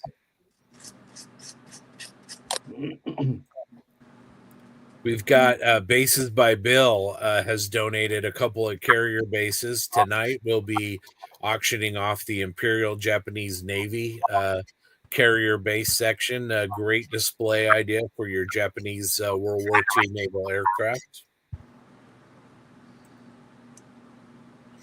High Altitude Hobbies has donated this 1/35th scale border models Focke-Wulf 190A8. It's a 4-in-1 kit. Looks like a really, really nice, very detailed model. AK Interactive and our good friend Rick Lawler have donated a number of items, and one of those is the facade number 3, which is the space station gate. These facade kits come with the paints and the brush and everything they need. So those are really, really nice. Also from AK Interactive, we have the 3rd gen acrylic paint set. You get 18 different bottles of paint, and this set is the World War II German uniform mixes that are done by Calvin Tan. So that's a really cool paint set. Our good friend John Colasante over at Matters of Scale has this bundle, and you get in a 1/48 scale, you get a Pratt & Whitney Twin Wasp that is for the Eduard F6F-3 Hellcat, and you also get a set of 4 Cyclone engines for the B-17 F and G. And if any of you out there have not seen these 3D printed engines by John, you're definitely going to want to get yourself some of these. Oh yeah, they're gorgeous. He did the ones for the privateer for me as well. Yes, yeah, really nice. And a nice guy. Go ahead. And a nice guy. The guy is really nice. Oh yeah, really great guy. Really great guy. We have another one of our experience auctions. This one I'm really excited about. If I know Bill and I've had the fortunate opportunity to visit him at his workshop in the Pacific Northwest, and he's offering up a 2-hour coaching session with any model that the winner wants to do with him. He's an excellent modeler, excellent diorama builder and woodworker as well. He's just a tremendous guy, and this 2-hour session will be an absolute blast for anybody. Bill's a great guy. So that's going to be a lot of fun for the winner of that auction. And just a reminder here, we'll also have a couple that we don't have listed again, but you're free to bid even if you're outside of the USA, but all postage needs to be taken care of by the winning bidder. So please be aware of that. And also, all of the funds raised on these auctions, 100% of those funds go to Models for Heroes. There's nobody here is paid. Nobody here is going to peel off any funds. Those are all going to go to Malcolm and his organization to help people out. So that's a preview for tonight's fun, and I think it's going to be a lot of fun. Let's see what Thrill's got here. Oh yeah, look at that. John sent another bundle as well for the auction, and cool too. And it has a couple seats for the Havoc. Or is it Havoc? Okay. The Marauder. Marauder. Yeah. As well as the engine for the Tamiya P47D. Oh wow. Oh wow. And the engine for the FM1 Wildcat or FM2 Wildcat. FM2, yeah. Oh man, look at that. And a huge shout out to John's daughter. He told me that she designed the labels for these. Oh. So, I don't know if you guys were at the Nats last year, but it turned out to be a phenomenal modeler. She did his dinosaur bust of a Triceratops or something. And I want to say that it took first place and maybe even like more than that as well. So we got another excellent from John over at Matters of Scale. Another excellent thing. We also had donated this morning. I'm going to tease this here, but let me bring up the details so I get it correctly. We have had a Wingnut Wings Sopwith Camel kit number 32070 that has been donated by the Quiet Corner Modeler. He was on our auctions last night, participating, won one, I think. And so we will be auctioning off one of those as well. So the contributions keep rolling in, and there's going to be something for everybody, I think. So I went down to Jack's a couple of weeks ago. I went home, and while I was down there, JaxCon was going on. So I tied in a trip to see the parents, go to a model show as well. And I'm a closet modeler or armor guy. So I kind of like them, they kind of. Here, I'm going to be picking your brain on a Tiger One. So. Oh, nice! Yeah, very nice. Kind of like it stuck out, and I was like, it caught my eye, and I was like, man, what's the craft guy doing a tank? Yes, I'll be starting this at some point, probably later on this summer. So stand by because I'll be reaching out. Absolutely. Might as well be Greek, I mean, I don't know. I just know it's a Tiger One mid-production, and it's got the Zimmerman molded on. Oh, cool. Yeah, it's very nice. Man, you're going to lose some street cred over there. I know, so you guys can laugh at me as I'm trying to do a No. You guys, the geeks have done some pretty impressive armor pieces, and aircraft guys always do a great job on armor. I know one of my favorite pieces that I've seen in the last few years, Steve Baker did a 148 scale T-34 85 that's just really, really sharp. And Frill, I think you guys have done some armor pieces here. Whitey is the 48 Tamiya 48 scale like master because I think he does them, and he does real good with them. Yeah, it was last year, maybe the year before. I did this. I guess this is a Tamiya T-34. I think. Yeah, T-34 76. Yeah. Yeah, and I did it with I used the AK whitewash. Very cool. And I'm not sure how I feel about it though, because I'm not 100% like if I like the way it came out. But I like the way the green is distressing. That looks really, really good. Maybe get some mud and guck and goo in it too. I don't know anything about this stuff, and so I'll just. It was a fun little kit to build, and I know there's a problem with like the sprocket's molded too close or something, and so it causes the not to be 100% right or whatever. But I didn't know. I think those idlers are adjustable, so I'm not sure that that's wrong. I mean, I think that's kind of the. If it went out to where it was supposed to be, you didn't get enough track to to do it. So I just did it like that, and It's good. Yeah, looks really. I like really good. Yeah, it looks great, bro. So it's just sitting over there waiting for me to do something with it. So.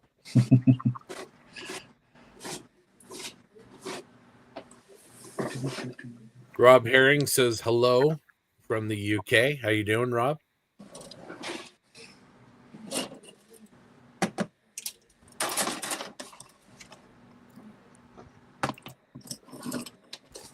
Brian says, Scott, what scale were those P51 decals? I believe, Brian, those are 148 scale. Let's take a look here, but I'm pretty sure all of those decal sets were 48 scale.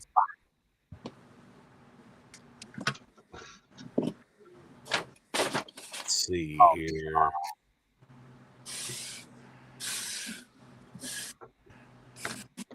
Yeah, it's a 48 scale sheet. So there you go.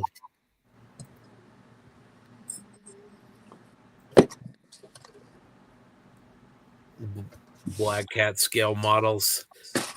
Graham, just thought I'd drop in and say hi. Great result from last night's auction. Thanks for your help and dedication. Happy to do it. We're having a good time. I know you guys are having a good time too, Graham. Haven't talked with you in a while. Hope you're well.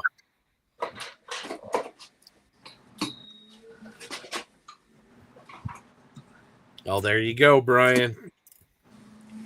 Sounds like you're in. So it's gonna be fun tonight. As much fun as we had last night. The Saturday and Sunday night auctions really heat up. So it's gonna be a lot of fun. Sometimes it's a great spectator sport, right, Grant?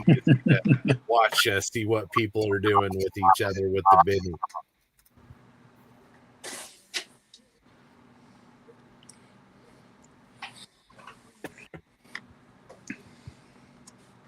I think we're about 30 minutes till the end of the stream. So all of you out there that are joining us, thank you so much. Really appreciate it. And we look forward to continuing to participate after this section, which I think is section 7. I think it'll continue on. You can join the other streams. And then again, we'll be back on tonight. I'm going to check my schedule just to make sure I tell you the right thing. But for the North American section number 10, that will be tonight from 8 p.m. to midnight Eastern time. And then we'll be on again Sunday, kind of wrapping things up from 3 p.m. to 7 p.m. Eastern Standard Time. And we'll have auctions then as well. And then we'll be crossing the finish line during that last session. So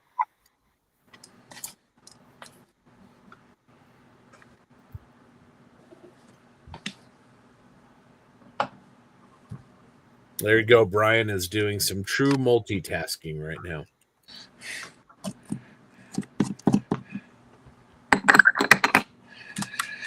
All right.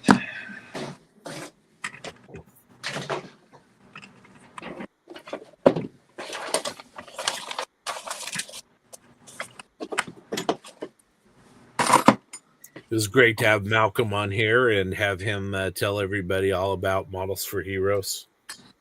Yeah, it was. Yeah, that's the thing too. A lot of people, they see, better, and they think everything is fine.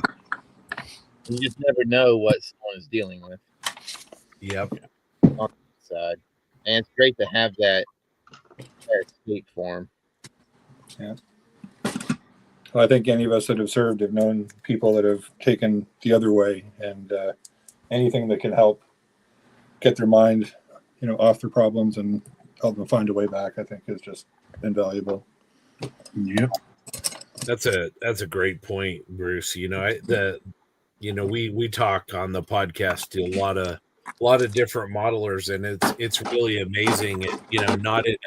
Not in a good way or a bad way, but just sort of it is what it is way. But it's amazing how many conversations either that tends to become a central theme or at least a very, very relevant theme in our conversations, and it might be somebody that's got some challenges with anxiety, or somebody that's suffering from PTSD, or maybe somebody that just feels very, very lonely. A lot of modelers out there, we just had in our last episode, we had a piece of feedback from a gentleman that lives in some islands off of the coast of British Columbia and just is very, very isolated. And so being a part of the global modeling community can be really, really helpful, I think, with reaching out to people that maybe don't have access to a local club or, a local hobby shop. Yeah.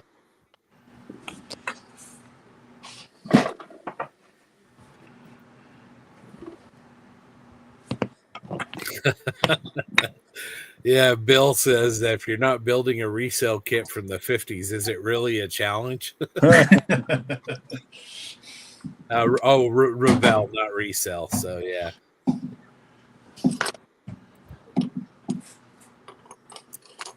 Gary Stuff says an amazing job as always, guys. Priming my Sherman while the pizza oven is heating up. Big respect from across the pond. Awesome. Well, you guys are doing great over there. I've been able to catch just a little bit of your streams over there, Gary. So you guys keep up the good work as well. And hopefully you guys have some great auctions as well going over there. I think you guys had a pretty good list. What is it with pizza this year? We've been talking about it every episode. We had you anti-pepper or anti-pineapple people on yesterday. Well, we had the Detroit crowd and the Chicago crowd and the New York crowd. And I like New York pizza. I like those big slices that you got to fold. Yeah. 2 normal slices or 2.5 normal slices. Yeah, those brick oven pizzerias in that New York area. Yeah, like you said, Frill, the fold over pizza. That's pretty good stuff. But I think, I don't know, it's really hard to mess pizza up, right? The worst pizza. It's not hard to mess it up, Scott. Well, hold on there, big boy. Sounds like somebody's done it. So, yeah.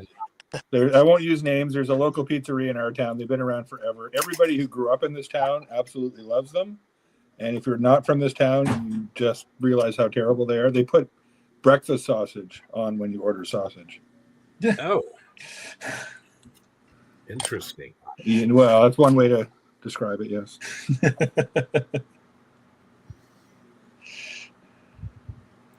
Well, pizza's like a blank canvas, It is. It is, indeed. And some people are Michelangelo and some people are Jackson Pollock. No offense to you modern art lovers. That's right. Well, I'm going to hop off just for a moment. I will be back, take a quick little break, but we'll talk to you guys in a few minutes. Got about 25 more minutes or so for the stream. Okay.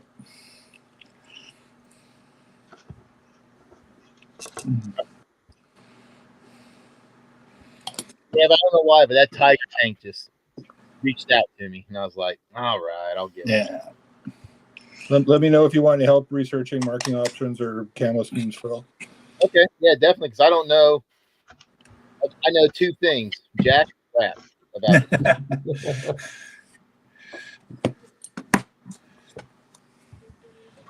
What I've seen is the Zimmerman on that is really nice too for being molded on.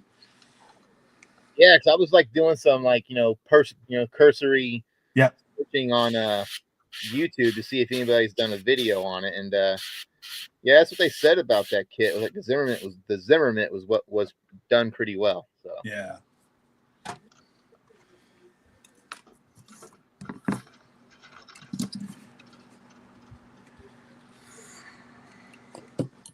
Yeah, the farmer stuff speaks to me every now and again.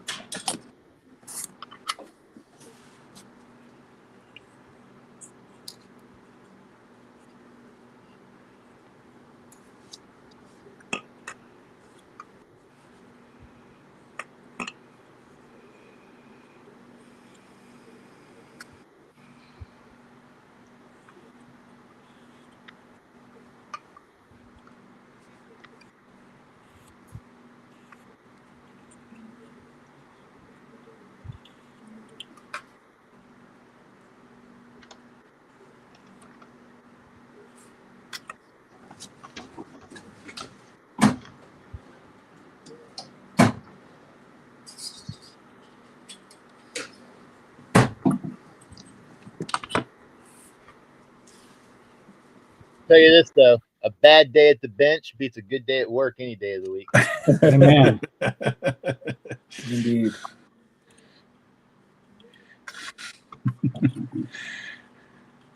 Yes, pizza with pineapple and ham. That is good, and it's also Canadian invented, by the way.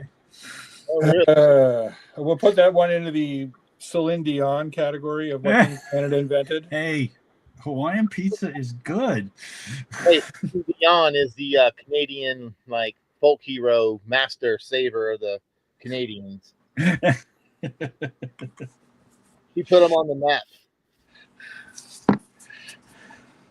I don't know. I thought when we invented basketball and football, that might have put us on the map. I definitely.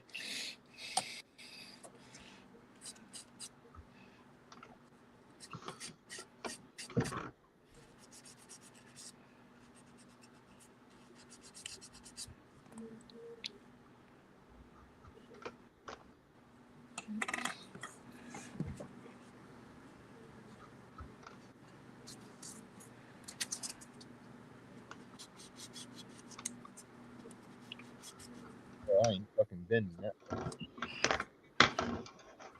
Man, some of the shit Eduard wants you to bend. Out of control.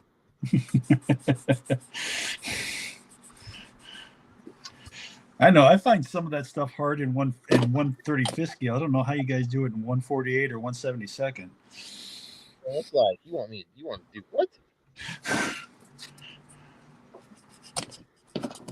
It's crazy though. I mean, they've created this market for this stuff, and when Photo Edge came out, it was knees back in the day. But I think it's crazy too, like how much 3D printing has changed the hobby. Yeah. Oh yeah. Cast resin stuff anymore. Yeah. Everything is going to be all 3D printed.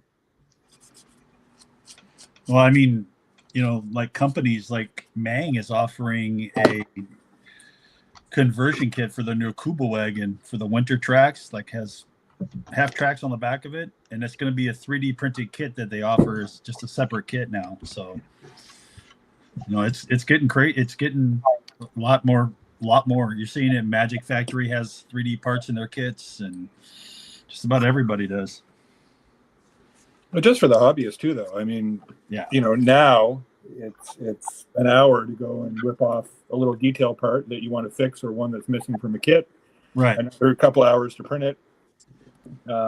It's unbelievable. Like I actually broke out before 3D printing about 4 years ago. Before I got my printer, I broke out Shep Payne's armor modeling book, and I tried to cast a Sherman periscope using the resin.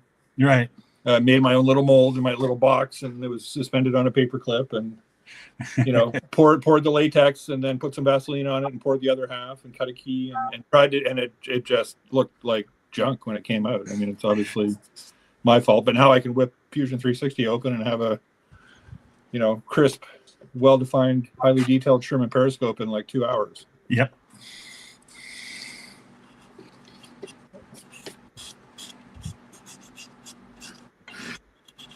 It was interesting. I remember a couple of years ago hearing it was Matt McDougall was being interviewed on, might have been Sprue Cutters Union, and they asked him, do you think 3D printing is going to sort of eventually replace injection molding for kits? And he said, absolutely not. At that point, you couldn't even have, you wouldn't be able to do a full, even major assembly because the resolution wasn't there. But now you've got, who made that little MT25 that Rob Riv was building? Like that whole kit, and it looked gorgeous. Yeah. Well, I mean, I can't remember the name of that. There's a couple. We all know that the definition and the quality of what you're getting now is getting better every 6 months. It's like a computer. It's like you buy your computer, and 6 months later there's another update for it, or another new version or whatever, and then it's a lot better. So I mean, it's gonna go crazy. I think the availability of making accessories for vehicles or aircraft or whatever is going to, that's where 3D printing is going to come into more of its own. There's that. There will always be plastic model kits out there. Always. But the ideas of the bigger companies making accessories or different updates for their vehicles that they already have in plastic is a great idea for these companies, because it's something they can do quick. And turn around, and with a minimal amount of money they can make a lot of money. Absolutely. Well, all the Eduard brass and stuff's all 3D printed now, isn't it? Yeah, pretty much. Yeah.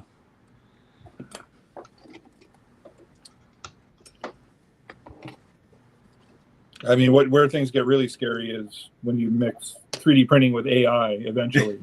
Yeah. And instead of spitting out a video or a photo, it spits out an STL. Yeah. We're going to be 3D printing the Terminator.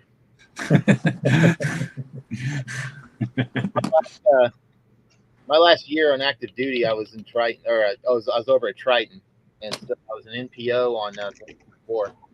And when we got the first airplane here in Pax River, they're doing a big dog and pony show thing with it. And I walked up to the back of it, and I was like, damn, guys, look here. It says Skynet.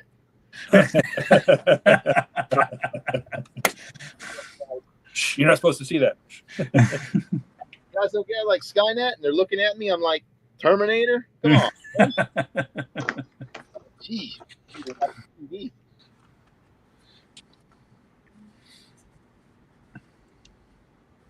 That'd be pretty cool. Like if I was in one of those squadrons, I would put that by the airplane.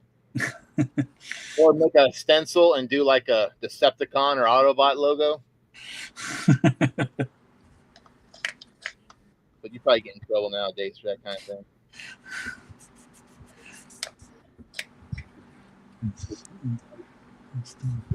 God forbid you have fun anymore.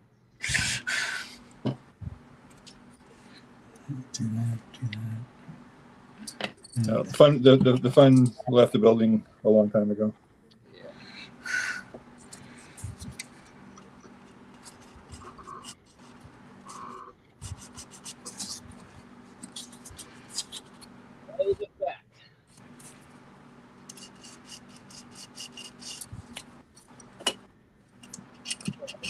Annapolis, I'm gonna have a lot of time to get some building done today.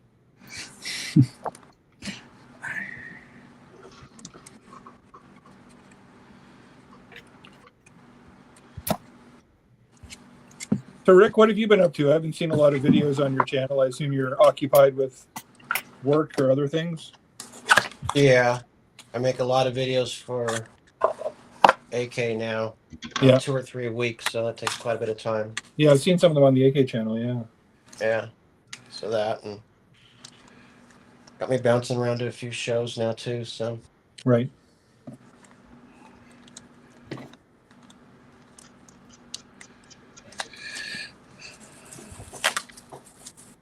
A few shows. You got a bigger traveling like a businessman in the 50s. Trying to keep up with JB. Oh, yeah, no.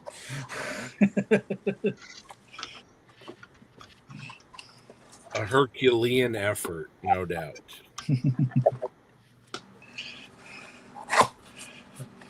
I would pay money to see John's frequent flyer point bounce.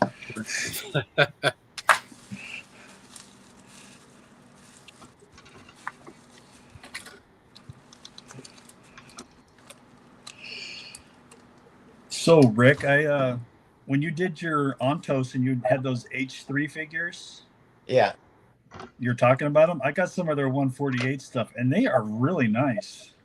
Yeah, they are excellent. So, speaking of 3D printing, nicely printed stuff, but they're also live. They're scanning live figures too, so they get everything really nice. Wow. The company I used to have, we would do live scans. So, just dress somebody up in a uniform and scan them. Yeah. And then you've got the file and good to go, and all the clothing creases, everything is fine. You want to turn them into General Patton, you just have one of our ZBrush guys put General Patton's face on them.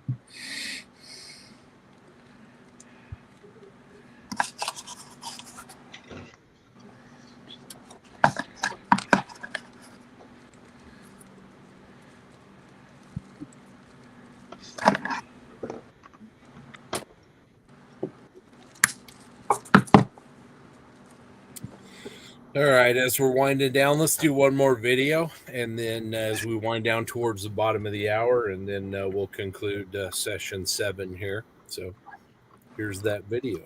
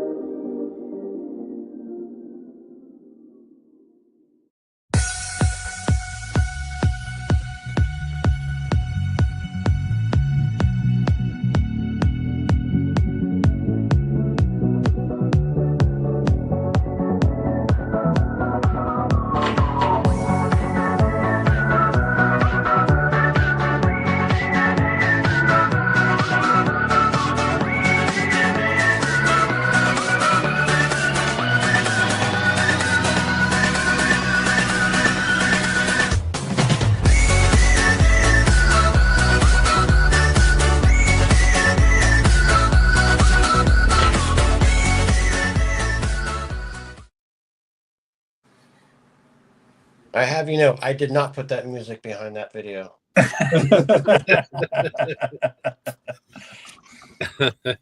Yeah, that doesn't get in your head or anything. So, I crossed out quite a bit more.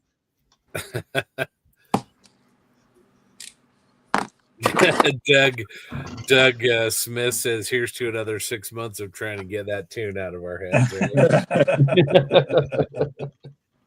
Yeah, definition of earworm for sure. Well, just to kind of wrap things up this morning, appreciate everybody participating. Thank you, Frildo, for coming in this morning and getting things started. Thank you for everybody on the stream who's participating. For those people that are at home following along with us and doing their builds, I appreciate that. And want to give a special shout out to all those who have donated to partners worldwide in Australia, in the UK, and in North America to make these auctions successful and to help raise money for this cause. Hopefully everybody's having a good time. It looks like everybody's got great projects and they're making good progress on those. So anyway, appreciate that. And as I mentioned, we'll be wrapping up here in about 8 minutes for session 7. We'll be back on tonight and then back on Sunday night as well.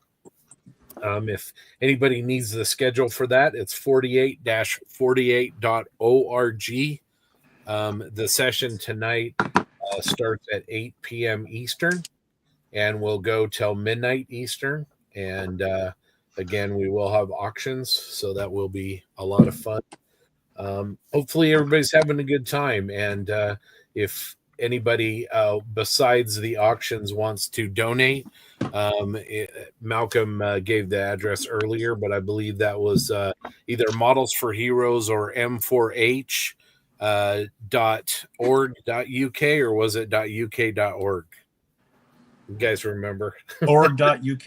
No. Org.uk. Yeah, And org.uk. Yeah. Yeah. Great big, like you said, great big donate button there. And you can donate, if you're in the UK, you can donate kits and supplies. If you're not in the UK, you can donate funds. And also, if you're in the UK, you can donate your time and go help the efforts that are being done there. And I guess that's actually in Australia as well now. And here in the US, so we don't yet have a Models for Heroes outlet, but we do have Help Heal Vets, which is an organization here that helps people in the US do similar things. So lots of ways to get involved and help people. And honestly, one of the best things that you can do is just keep track of your buddies. You know, if one of your buddies that normally is online quite a bit and you haven't seen them around a lot, you know, reach out to them and say, hey, what's going on? You doing all right? And just make sure we keep track of each other. And particularly if somebody's a veteran or a first responder or is in a high stress job, we just want to keep track of each other. The community is really what this is all about. So appreciate everybody's involvement in this and, you know, supporting each other and supporting the people that we should be helping. You know, we owe veterans and first responders, all of us owe them a debt of gratitude. So anyway, I'm going to go around and let everybody kind of say a last whatever. So Frill, you've been here the longest. What would you like to say, if anything? Well, thanks for I look forward to doing it every year. And it's a great time. Even the wife, you know, she understands. We get to go hang out at the bench pretty much all day. So it's a great cause because as a veteran myself, it's nice to have kind of things. And it kind of puts into perspective because after Vietnam, our veterans were not get treated and received the way they are now. And, you know, every time you see one of those guys at the store or something, he's got a Vietnam veteran hat, I always take the time to thank them because when they went and came back, it wasn't all sunshines and rainbows, kind of like it is now. So we owe those guys a lot as well. So, great. Hopefully, I get some model building done today. Well, that's well said, and we've got veterans right here on this call, and appreciate everybody's service. Doesn't matter which country you're in. Just really appreciate those sacrifices that are made on the behalf of everyone else. Grant, thank you for your service, my friend. What would you like to say in conclusion? It's like Phil said, it's a great honor to do this every year. This is one of the highlights for my year is this 48 and 48 build, because it means so much to people and the community. I really personally like to thank people for what they do and what they give, and it's just the fact that you're here and you're online and you're doing this stuff with us, or you're donating, or you're having fun in the auctions with us. It means a lot. You heard last night from people that were affected by this, and that how much good it did for them. So that's important. And everybody can make a difference, and everybody can, make anybody else feel better. So, just keep it up. And I'm looking forward to tonight to see how far I can go and where I can get to on my build, and hopefully finish this one up strong and then on Sunday. Awesome. Well, thank you, my friend. Jeremy? Yeah, as a former first responder myself, and I wish there was something like this in the States that we could get behind and really have the support like we see here. But I'm happy to help where I can, and it's been an honor. Met a lot of good people. I don't get out to the shows quite as much as everybody else does, but I'm making the effort and putting the faces with the names anymore. And I really appreciate the opportunity to be here, be part of it. That's well said. Bruce, how about you? I'll echo, I guess, what Phil and Grant said, but I think another important thing to recognize is that, for every veteran, not every veteran, but a lot of veterans, there's a family behind them. And oftentimes there's a spouse who's back home working, raising kids, getting kids to plays and soccer practice, taking care of the house, taking care of the pets, taking care of the finances. And, those people pay a toll as well, and they pay a cost when the veterans they've been out deployed or whatever. So I think this is also a time to recognize those families that enable the service personnel and first responders to do what they do. Yep. Yeah, that's very, very well said. And just want to do anything that we can to not only recognize those families, but also support them and make sure that their loved one who's, doing their service, never feels alone. Not only that, it's not just the family's responsibility, it's all of our responsibility to look after each other. So anyway, Rick, any final thoughts? It's kind of listening to you guys talk. I wasn't in the service. I don't have that aspect, but it's always kind of dumbfounding to me that some kid who started building models when he's 5 years old is able to find himself participating in something so worthwhile out of the hobby that he loves all his life, which is pretty damn cool. So I appreciate that part of it. And then I think we all can say that the friends that we've met along the way and that are participating this weekend and such, that it means everything.